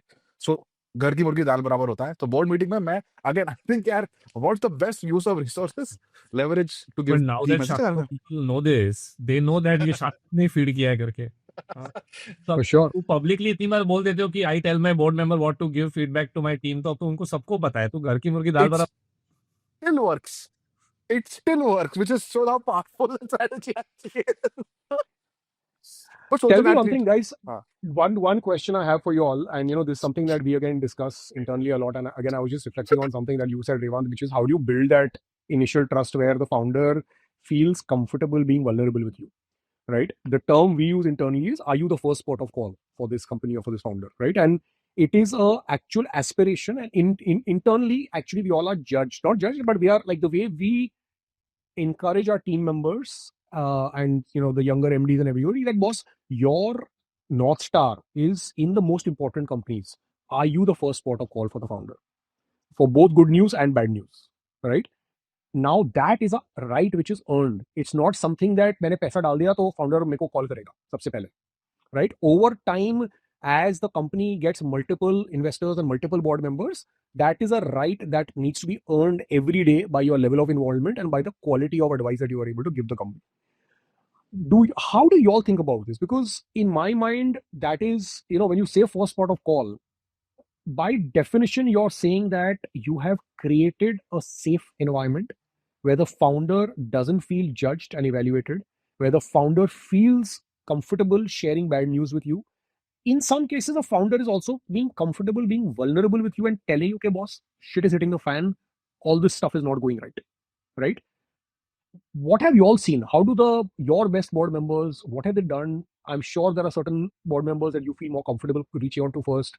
Some board members who are hopefully not in the do not call list, but are people, maybe you'll say, okay, I'll update them later, let this all settle first, right? What separates, like, how do different board members, figure out in each of these categories for you all? And actually answer that. Maybe Santanu, let maybe me go first. I have to leave, bro. Yeah, I think Chirag mentioned he had to leave. Yeah. So Chirag, I would love to hear your view. Yeah, at least the way I have seen it work in my experience is that when, board members or investors don't come with a view that, okay, this needs to be done this way. I've been part of, companies where investor comes and says, this does not work. This is all bullshit. You have to do this way. I think that's where that slight nuance difference in terms of how do you engage. Prescriptive, basically. You're saying prescriptive board members are not going I think giving options that, okay, let's explore it together, like what he was saying.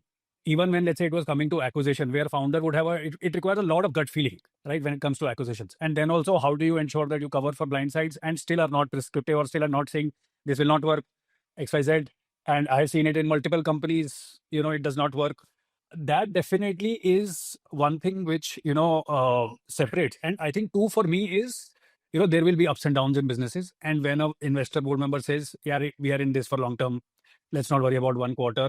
I think initial days, there is a lot of anxiety, that okay, chalega, nahi chalega. I think post 3-4 years, founders also realize now there is a machine which is going, etc., etc. So yes, now you start to visualize a 10-year thing. Initial days, when PMF is not there, it's very hard. And then if you start getting those messages, okay, 3 mahine The serious person is panicking. Yeah.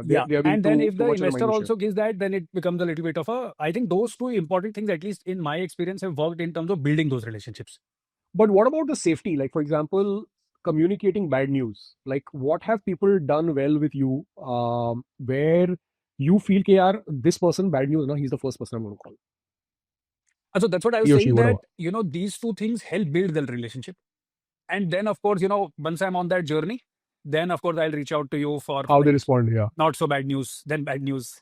So at least, day one, at least when you're seeing that this relationship needs to be forged, trust needs to be earned, it is by default very minimal, right? Yeah, And then yeah. depending on what actions and what kind of relationships are being built, then I get to that situation where, okay, I'm happy to share, I'm struggling here. Can you help me? XYZ. Got it. What about you guys? Yeah. Bye, Sorry, GT. Chirag, by the way, I know you have to drop off. So whenever you need to drop off, just let us know. Huh? Yeah, I'm just going. Tarun, carry on. This is super. Yeah, These what guys an will outstanding have to decision. Awesome. record the intro Thank you for also. doing this and thanks for having me. Another masterclass. Thank you. Yes. See you soon, Totally. man. Bye. Yeah. And I think for me, I think I agree with CT. I think I'll give the example of Revant. I think Revant was that board member to me. I think I've shared that with him multiple times, especially in the formative years of the company, for 3, 4 reasons. And maybe it's a very founder specific thing. Different founders need different kind of board members, right? So what Revant did for me, maybe the same style might not work with, let's say, someone else. But for me, there were 3, 4 things that really worked. One was tremendously accessible, right? So either always picked up my call immediately or immediately returned it or it responded on WhatsApp. Just I always felt, even though we were in different Available. cities, always there. Number one. Number two, that divergence of agenda, na, ki main investor hu, mere paise hain, etc., it's always you and your company. And that move from you and our company. So what is the right thing for our company? And I don't get that could be like immediately would lead to like important things like this person is not doing a good job even though you like them. Or I don't think this decision you made on this product launch is the right one. I think ये pricing गलत है. तो Amazon पे क्यों नहीं जा रहा है? I remember some of the discussion. भाई D2C क्या कर रहा है? Let's go on Amazon quickly. What the fuck, right? धंधे वहाँ बन रहे हैं. Like just ability to tell you stuff that maybe you don't want to hear, but because it's for the company, you're like, boss, our incentives are aligned. Third is I think, Just a great sounding board, yeah. and third is I think Hmm. just immediately whenever you tell something wrong or you tell something, yes, we've had chats late in the night. Like he would say, dost, bandhu, yaar. And it just kind of makes the thought partnership so much more real. You never feel that barrier with Raven, even though he's on the board. Like it is a friendly thought partnership where you know that he's, and he had a tremendous ability to like just progress the answer. Right? Yeah, Whatever, yeah. whether it's small, big people, business, operations, whatever might be the case, like COVID, etc. Right? I think all of that put together, and then I relied on him for fundraising and some more strategic things. How do we get Colgate and blah blah blah blah. So for me, that template of accessibility, thought partnership, company comes first. My agenda is not existent only. I'll win if the company wins, and then like almost working with you on important things allows you to kind of give a lot more. And I've seen that worked for me. So that's why he was my go-to guy. And I think he's played that role for a lot of founders, whether on the board or otherwise. I think For that's sure. super important. One question over here, Evan. Being a operator yourself and being such an active operator running companies, how do you balance? Sometimes you're like, boss, ऐसे करते हैं इसको. Like, how do you separate your role and say, boss, over here, my job is to guide, my job is to, orchestrate or whatever it is. My job is not to tell the guy what to do and how to do it, right? And with this, going back to what Shantanu said, that he leans more towards operator board members versus non-operator board members. But the reality is, you have both sides, right? You have a Bill Gurley, who's a fantastic, great investor, a lot of whatever, and then you also have the Mark Andreessen, right, who's like creator of the first browser, and both of them are very successful in their own right, right? And there are multiple such examples in India also now, where people who have been non-operators are actually fantastic strategic, guidance to the company. And then there are real seasoned operators who have built companies, sold companies, and now they are investors, right? But oftentimes I see that people who have operated, they have this almost temptation to kind of become very prescriptive. So how do you resist that? I don't think I have resisted that, to be honest. And I don't see the point also, for me at least. See, because I'm not a VC, right? I'm an angel, and people, when they come and say, ki, yeah, we want your help, they're asking for it. And I don't see the point of me changing my style of being blunt and brutally honest, and maybe sometimes saying things that people don't want to hear. And I have been wrong a lot of times, and I say that as well. So what has changed for me over the years is I have started becoming a lot more nuanced in how prescriptive I should be. Second, also accept upfront and say that this is not my area of forte and my context is limited, and therefore I may be wrong. So you should take a second opinion or a third opinion as well, right? But over time, I realized that I also stopped being prescriptive on things that I'm not sure of. So it's an evolution for me. But see, my case is very different because people, they lean on angels broad For some of this, yeah. specific guidance. Can you go back to your 10, 15 years of operating experience and tell us how would you solve it? It's almost like that's Yeah. the question that is. So they're asking you almost, no, but do you ever feel compelled to almost, like if the founder is doing something different, do you feel compelled to say, boss, this is the right answer, just do it this way, just listen to me? Like, and do you do that? नहीं, वो नहीं करता हूँ मैं कभी. I don't think, because I think, honestly, I mean, Shantanu was very, very kind, but almost, मतलब मैं बोल रहा था बस करो लाएगा क्या करके type से. But that relationship has also helped me understand that he's also someone who's helped me improve in that respect, right? So if I see today, there are a lot of cases where I meet and I give them an answer, and if they don't do it, I specifically then realize that yeah, देखो end में founder का call है. They will do What they think what is they right, think yeah. is right. So I am also now learning that, and in the end, see, if I am a guy who doesn't listen, like Avnish has told me so many times कि point नहीं है, like, तू क्यों सुनता है? मुझे भी पता है और तुझे भी पता है कि तू वही करना है जो तुझे पसंद है करके, right? So then why do we do this song and dance of? I'm like, no, you're only trying to learn, right? I'm not trying to do a song and dance, but I just realized that you should let them be. Yeah. And I would rather inspire and motivate in the conversation that I have than be prescriptive. So I don't think I'm prescriptive Absolutely. by nature now, to an extent where I'm prescribing the action. So I'm not prescribing the how. So that's the other thing I've changed. So there is why, which is the founder purpose. There is what, there is how and when. When is pure execution. कब तक execute होगा. How is कैसे execute होगा. Let's say marketing करनी है. Even maybe at the 0 to 1 stage, I'll say use influencer or use Meta or use Google. That's still a one how. But अब Meta कैसे अच्छा करना है वो तुम figure out करो यार. वो That's not, prescriptive yeah. नहीं करूँगा करके. To an extent where broadly it becomes, do you want to be a marketing run company or do you want to be a product run company? That's the what that you will evolve to in the 1 to 10 stage. I Correct. think my thinking has also evolved as I have seen more stages and more instances in life. So, but I get a pass because I'm an angel. I don't think, unfortunately, VCs get that pass because, Yeah. and by the way, I actually am still a strong believer in operator run VCs because I think their context alignment ability is just much, much, much higher. Like Yeah. Avnish's view or your ability to see the context as you've operated and understand the context of what, just empathizing with what we are going through, and therefore contextualizing a little bit of the question as to why there is, why has it been framed this way, is far better than Different. someone who's not. Though I agree with you, like I have 2 board members who are career consulting plus VC. Investments, They yeah. have their own strengths, but I think Hmm. that also comes over time. It's very hard for I think a sub 10-year experience VC who's not done operating, in my view, because वो जो learning Yeah. curve है ना, वो बहुत slow है इसमें. Like you need to, Hmm. like I actually have had the privilege of operating now for 12 plus years and investing for 8 plus years. So बहुत गलतियां किया है मैंने भी. But the speed at which the number of galtis I've done and learned has enabled me to learn faster. Of Right? course. Now, you can't allow a associate who will move to, let's say, MD in 10 years from a non-operating background. How many mistakes will you allow them to commit? Like it's, For sure. right? And you may get them in board meetings. Like I love it. Like this time also Avnish said that we generally don't have anybody else. There's a new consumer associate who's joined. Is it okay if I He's add joining. him? Correct. I said, yeah, that would be great. Happy to. But again, he's learned this nuance that even though he's one of the OGs of the industry, he's built Basli, he's built Matrix, which is now Z47. He's one of the alphas of the industry.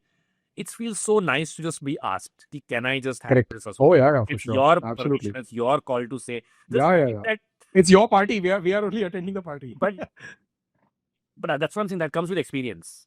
Correct. Right? कि end में founder emotional होते हैं. थोड़ा pride ले लो, ego ले लो, जो ले लो. And in the end, we want to shed that. But in the end, it just feels nice, right? To be asked. It's nice. So there is a certain style that I think operators, because they are in the zone, and I think it's the number. Kunal put it brilliantly. I think 8-9 years back, or maybe 5 years back, whenever he tweets so much, I forget. कि कब हुआ था. Kunal Shah. Which was, it is no longer the number of years of experience that you have, but the number of experiences you can have in the shortest amount of time that really helps you learn and grow. Learn. Right? So I think crunching that time of your own learning of how to invest, how to manage a founder, or how to do better board meetings, I think we should be at a stage in 15 years now in this industry where we should be doing better. And I think Yeah. founders are definitely pushing other founders to improve. Like whenever we invest, we give that guidance. Somewhere I think in the venture ecosystem, maybe the osmosis has to be faster. And I'll tell you one, coming back to your original question of what builds that comfort that you will be the first port of call. I think there are a lot of signaling problems that still exist today. Do you invest in competition? I will never Yeah. call you my first port of call if you invest in Multiple bets in the same space. Yeah. yeah. Like every VC has told me this, that boss, our fiduciary responsibility is to make money. We can't reduce the possibilities of how we will make money if we see a great company, right? Like in the heydays, I remember Sequoia used to be invested in Tiny Owl, Zomato, and Rebel, and I think one more. Like food delivery mein, I think except for Swiggy, every other bet. And the way VCs solve for it, large VCs is different board members, Chinese wallet. Different partners. Yeah. Yeah. In smaller fund, it's very hard to do that, right? So one is competition. The other is, do I have access only to the person or to the entire team? Yeah. Like for example, I know a little bit of it is founder effort as well, but do you really leverage the full resources of the firm? For sure. Are the other investing partners? So there are firms that are competitive where investing partners are also fighting ki acha mera deal better hai ki nahi, and that this is okay, that's how the industry is. And there are firms that are more cohesive where Cohesive. doesn't matter if Avnish is on my board, Whose deal it is? call Yeah. me Yeah. Yeah. and ask for help and you will help, right? So Correct.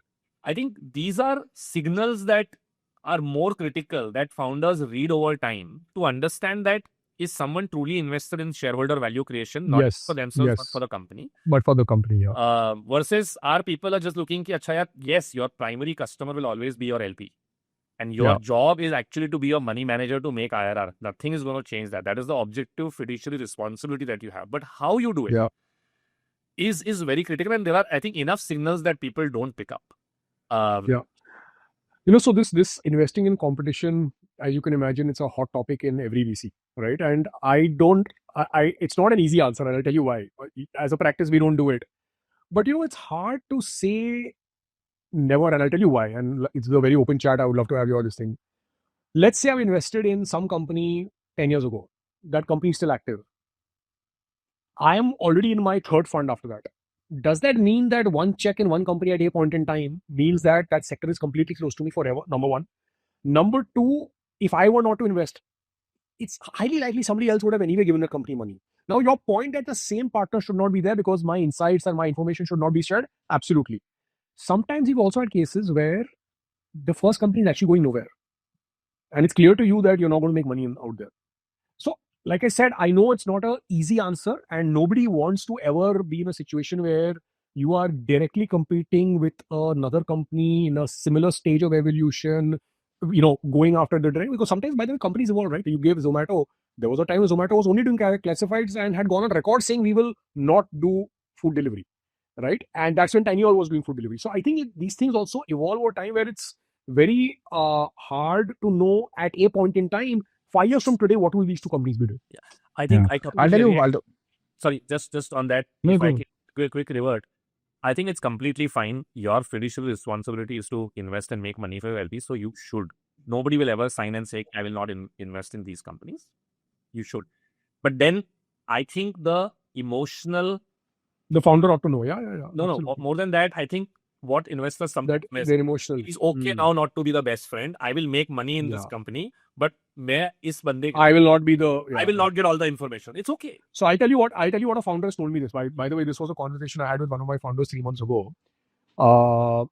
The founder said, different partner, no issues. Different stage, like he's now in the 10 to 100 journey. This was another 0 to 1. And by the way, for a small sliver of his business that he may or may not do, he said, yeah, this is less than 10% of my business. I think it'll always remain less than 10% of my business. You are finding some opportunity doing something. I understand you've been an investor in my company 10 years. But here's what you should not expect. Do not expect me to give you second order level information of that business from now on. Then you have to also give me the right and the respect that I should be able to decide how much I share with you on that business. I think And I said that's an absolutely fair expectation. Correct. So that's what founders will do. They will reduce the amount of information sharing. And I think what I see, but in this case, now when that happens, most non-mature investors को थोड़ा सा hurt हो जाता है, right? So if the investor has the right to say that if I have a place to make money, I should be able to make it, then the founder should also have the right. Should also say. I'll tell you the objective reason why. Because my fiduciary responsibility as the CEO Is to your company, all of course. shareholders, right? Absolutely. You may own 15%. Now, if your 15% में information sharing में बाकी 85 का value destruction हो सकता है, then I have to protect the rest of the 85. Yeah, And therefore, but I think these people forget, because again, there is a very objective nuance to this that people forget, that भाई तुम अकेले नहीं हो. Yes, तुम्हें जरूरी है. You also need information because you need to report to your LPs. But in the end, we are always solving for the greater good or the broader amount of shareholders. So everybody has a right to optimize for their fiduciary responsibilities Yes, and make money for for sure. LPs. But some things you will have to, like you may not be able to get all the information. You may not be the first port of call. But वो थोड़ा सा डर होता है लोगों को, because Yeah. after Ego पे आता है. 5, 6, 10 years, you always want to, like this happened recently with one of your senior folks, right? Where I said that, in our board meeting, while the board members are different, there's a small 10-15% overlap. I don't want the Correct. second observer who's coming and learning also to be the same. Why should I To be the same. someone? Fair enough. Absolutely. That's an Well, immediate. by the way, and that's a very fair ask. That's a Yeah. very fair ask. I- Just switching gears, and I know. Yeah. Sorry, go ahead. No, I just thought that we should have more mature conversations around it. And I think I think we've been doing it for a long time. You've been doing this for a long time. So yeah, but I'm hoping that with this podcast, hopefully a lot of the investors, and trust me, there are enough investors who listen to the podcast as well. They understand that, and this should be also taught to the principals and VPs and associates कि यार दिल पे मत लो Yeah. आप, right? Yeah. मतलब सब अपने अपने broader fiduciary responsibility solve कर रहे हैं. That is more important. It's a good thing if people are taking those objective calls.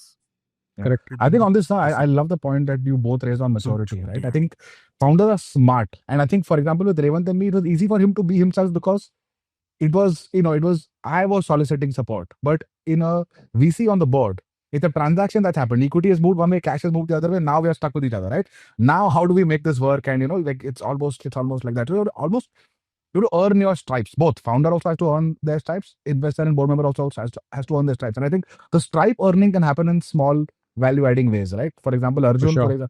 कि boss, razor strategy मेरे को आता है. मैं तुम्हारी टीम के साथ बैठता हूँ. Let's do a 3-hour workshop. Let me kind of give you everything that I know. He came like you came today prepared with a document. He came prepared with all his learnings distilled into one document, gave a starting point, and then worked with us afterwards. And then now we know that this guy is he's earned his almost his stripes, and then he's just a brilliant board member. So I think that's the way those arranged marriage type situations work, right? I think from a maturity standpoint also, I think especially with younger VCs, for example, if a VC is telling me something about another portfolio company, may not be competition, but maybe sensitive and confidential, right? Maybe with the intent to get close to me or kind of be my friend. For me, it's a huge red flag. Of course. कि भाई तू मेरे बारे में क्या बोल रहा होगा फिर, right? 10 जगह. I appreciate this, but I really don't, Or for example, if there is a discussion on investing in the company and a secondary है, कि वो तो 6 साल हो गए उसको, तो वो प्राइस थोड़ा कम करते हैं. मतलब I would be like, यार कल मैं तुम्हारा secondary कराऊंगा क्या discount पे, which is not fair. नहीं कराऊंगा ना.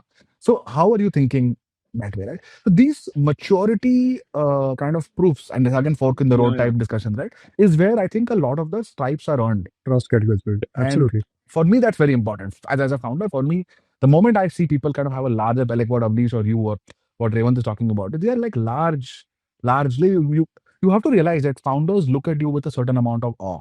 Okay, you represent institutions, you represent the future for a lot of young founders, especially. So that awe has to be kind of almost anchored to experience. You don't want to be underwhelmed. वो होता है ना, when you look at like a Sachin or a celebrity दूर से TV पे, and sometimes the real life experience is very underwhelming. वो नहीं होना चाहिए कभी किसी का कि यार board meeting में फिर कहने क्योंकि हम हमारा reverse है. We look at founders with awe and we think we are all like money managers or whatever. Same Okay, problem. I know we are out of time. कि they look at us with awe, फिर board meeting आके रो देते हैं कि यार ये क्या कर रहे हैं. नहीं. No. Not if we get the investment right. But listen, I'll tell you one. I know we're out of time, but I actually want to bring up one important topic. There was one thing that Revant, you said that oftentimes founders will talk and they'll bitch about the investor and all that, right? As you can imagine, the reverse also happens, right? Oftentimes investors will talk and they, if things are not working out in the company, it's very easy to blame the founder and say that it is not founders in capability or whatever it is to get this done. It is this, which is, why is it that more investors don't look at their role as building leadership depth in their companies? Instead of blaming someone, see, I'm already in bed with you, right? I'm already invested. Now, for me to keep blaming you for things not working or for things going nowhere or for things taking longer or whatever it may be, right? Instead of that, if I were to switch and say, hey, part of my job, like this guy is a work in progress, right? Every founder is a work in progress. Every investor likewise is a work in progress. If the founder was, had already done multiple IPOs and knew everything, then, like at some level, you're like, boss, maybe you would not be in this company, right? So the question oftentimes I ask is that what can we do as investors to actually see our role and also let founders see our role where we are actually helping in building deeper leadership capabilities within the company, within the founding team. And what does that entail, right? Does that mean that I can, like, let's say I know that this is a blind spot for Shantanu, right? Can I actually work with Shantanu to say, hey, Shantanu, I think these are two things you're really good at, but honestly, in these other two things, frankly, you suck. That conversation and that, ability, and obviously doing it in a nice way without making the person feel cornered or whatever it is, but to say, hey, what, in these two areas, let me connect you to these two people who I think can work with you and really help you become a better leader. That, do you all see that? I just don't see that happen anywhere in the ecosystem. I'll tell you, I think it started to happen, and uska simple answer, I think the best VCs have figured out, जो मेरे लिए भी हुआ था 2.5 साल पहले, where I was said कि why don't you try a leadership coach? और सबसे पहले उसमें 360 assessment होता है, उसमें सारी चीज़ जो मुझे बोल के लोगों को लगा बुरा लगेगा और लिखित आ गई थी. And then I was like, अच्छा, oh, now I'm reading between the lines ki actually. Do you have a coach? Do both of you have a coach, like a formal leadership I coach? did for 6 months then. And I think broadly it's a self-awareness building exercise. Yeah, absolutely. The board wants you to build self-awareness. That was my read. 360 feedback. The coach worked with me because more than just the liquid feedback, the coach also does one-on-ones, right? And it was with my wife, with my board members, with my top. Yeah, same. Yeah. And you build self-awareness, and it was a humbling experience, let me call it that. I've had one of those where I had a coach for more than a year, and it's the best thing I ever did for myself. But you're absolutely right. It's much more of an inner emotional journey than anything else. Yeah, I'm seeing more and more smart VCs just say that, yeah, spend a little bit. In fact, I got lucky because Elevation had worked with X to 10X. Somebody. I actually got 50% sponsored. It didn't turn out to be that expensive also for the company to get it done. So I think the best VCs are now realizing that founder coaching, and then eventually even like I'm just starting a coaching program for my entire top leadership, because I'm like, if I could build self-awareness through this, I'm sure the best people in my top management will also do it if they get. But did you mind it when your investor suggested that you should get a coach? No, in fact, my current CBO is getting coaching from Shantanu. And I have just connected another KMP to his one of team members because I thought she could coach her. So no, but when your investor told you that, Revant, I think you should get a coach, for you it was not even a moment of like you didn't feel defensive at all. Yeah. थोड़ा लगता है पहले कि यार, because all founders are alpha, so they always think यार मुझे क्या जरूरत है. So I think that, but it was never from a position of कि, oh, is there something wrong that they are suggesting this. It took a while. I'm not a good listener. I'm sure our viewers or listeners. Your listeners know you're not a good listener. It took me a while to, as I said, read between the lines. Like I guess, and this is what actually came out, because in that key, sometimes I miss the forest for the trees. Because, and मैंने फिर उल्टा feedback देना शुरू किया इस चीज को कि boss, my life is I am black and white, जो है मुंह पे बोलता हूँ मैं. सो माई एक्सपेक्टेशन वाज वो भी करोगे, but then I have realise that, so now I have an alignment with the board that however harsh, you just tell me as it is. Please don't beat around the bush. Because one is I can learn how to read between the lines. Other is you just tell me na. Tell me. But that's what you expect. Yeah. Once I said that, now I get it. Like I told you, right? After the board meeting, Amnish called and said, very poor pre-read. I'm not happy. I'm like, okay, feedback taken. I will improve. Yeah. So, but good, no? Why are you beating around the bush? Right? But unfortunately, VCs are very soft gloves because I mean, I think that's another topic for another day. Founder friendly. Yeah. Founder first. We Yeah. have, No, I think I think on this particular topic, now end of the day, now if the company is not doing well, it's beyond about now a founder who does not want to be helped cannot be helped. वहाँ पे cut losses quickly type situation आ जाता है because beyond about like not good listener etc. But founders who eventually are smart will realize कि in the company के best interest में I need to change these 5 things. अगर वो self awareness build ही नहीं होता है तो founder level पे issue है. तो VC is talking about founders who are stubborn and still failing. I think they're absolutely right. And I And think, by the way, there my learning is you can only vote with your checkbook. There's nothing else you can do. agree, absolute. वो लेना भी नहीं चाहिए आपने load. वो आपके ऊपर है ही नहीं, वो फाउंडर के ऊपर है. 100% आई कैन गारंटी. अगर 4 लोगों ने बोला हुआ है फिर भी चेंज नहीं हो रहा है, फिर भी सेल्फ अवेयरनेस नहीं है, फिर भी सॉलिसिट हेल्प नहीं कर रहा है, तो boss that is not your burden to carry. And unfortunately that might mean a write off or whatever, but or suboptimal outcome, but that is what it is. But Tarun, this has been such a pleasure यार. You No, been same here. So Really enjoyed it. मजा आया. Amazing. Actually लगा ही नहीं कि बहुत सही था ये.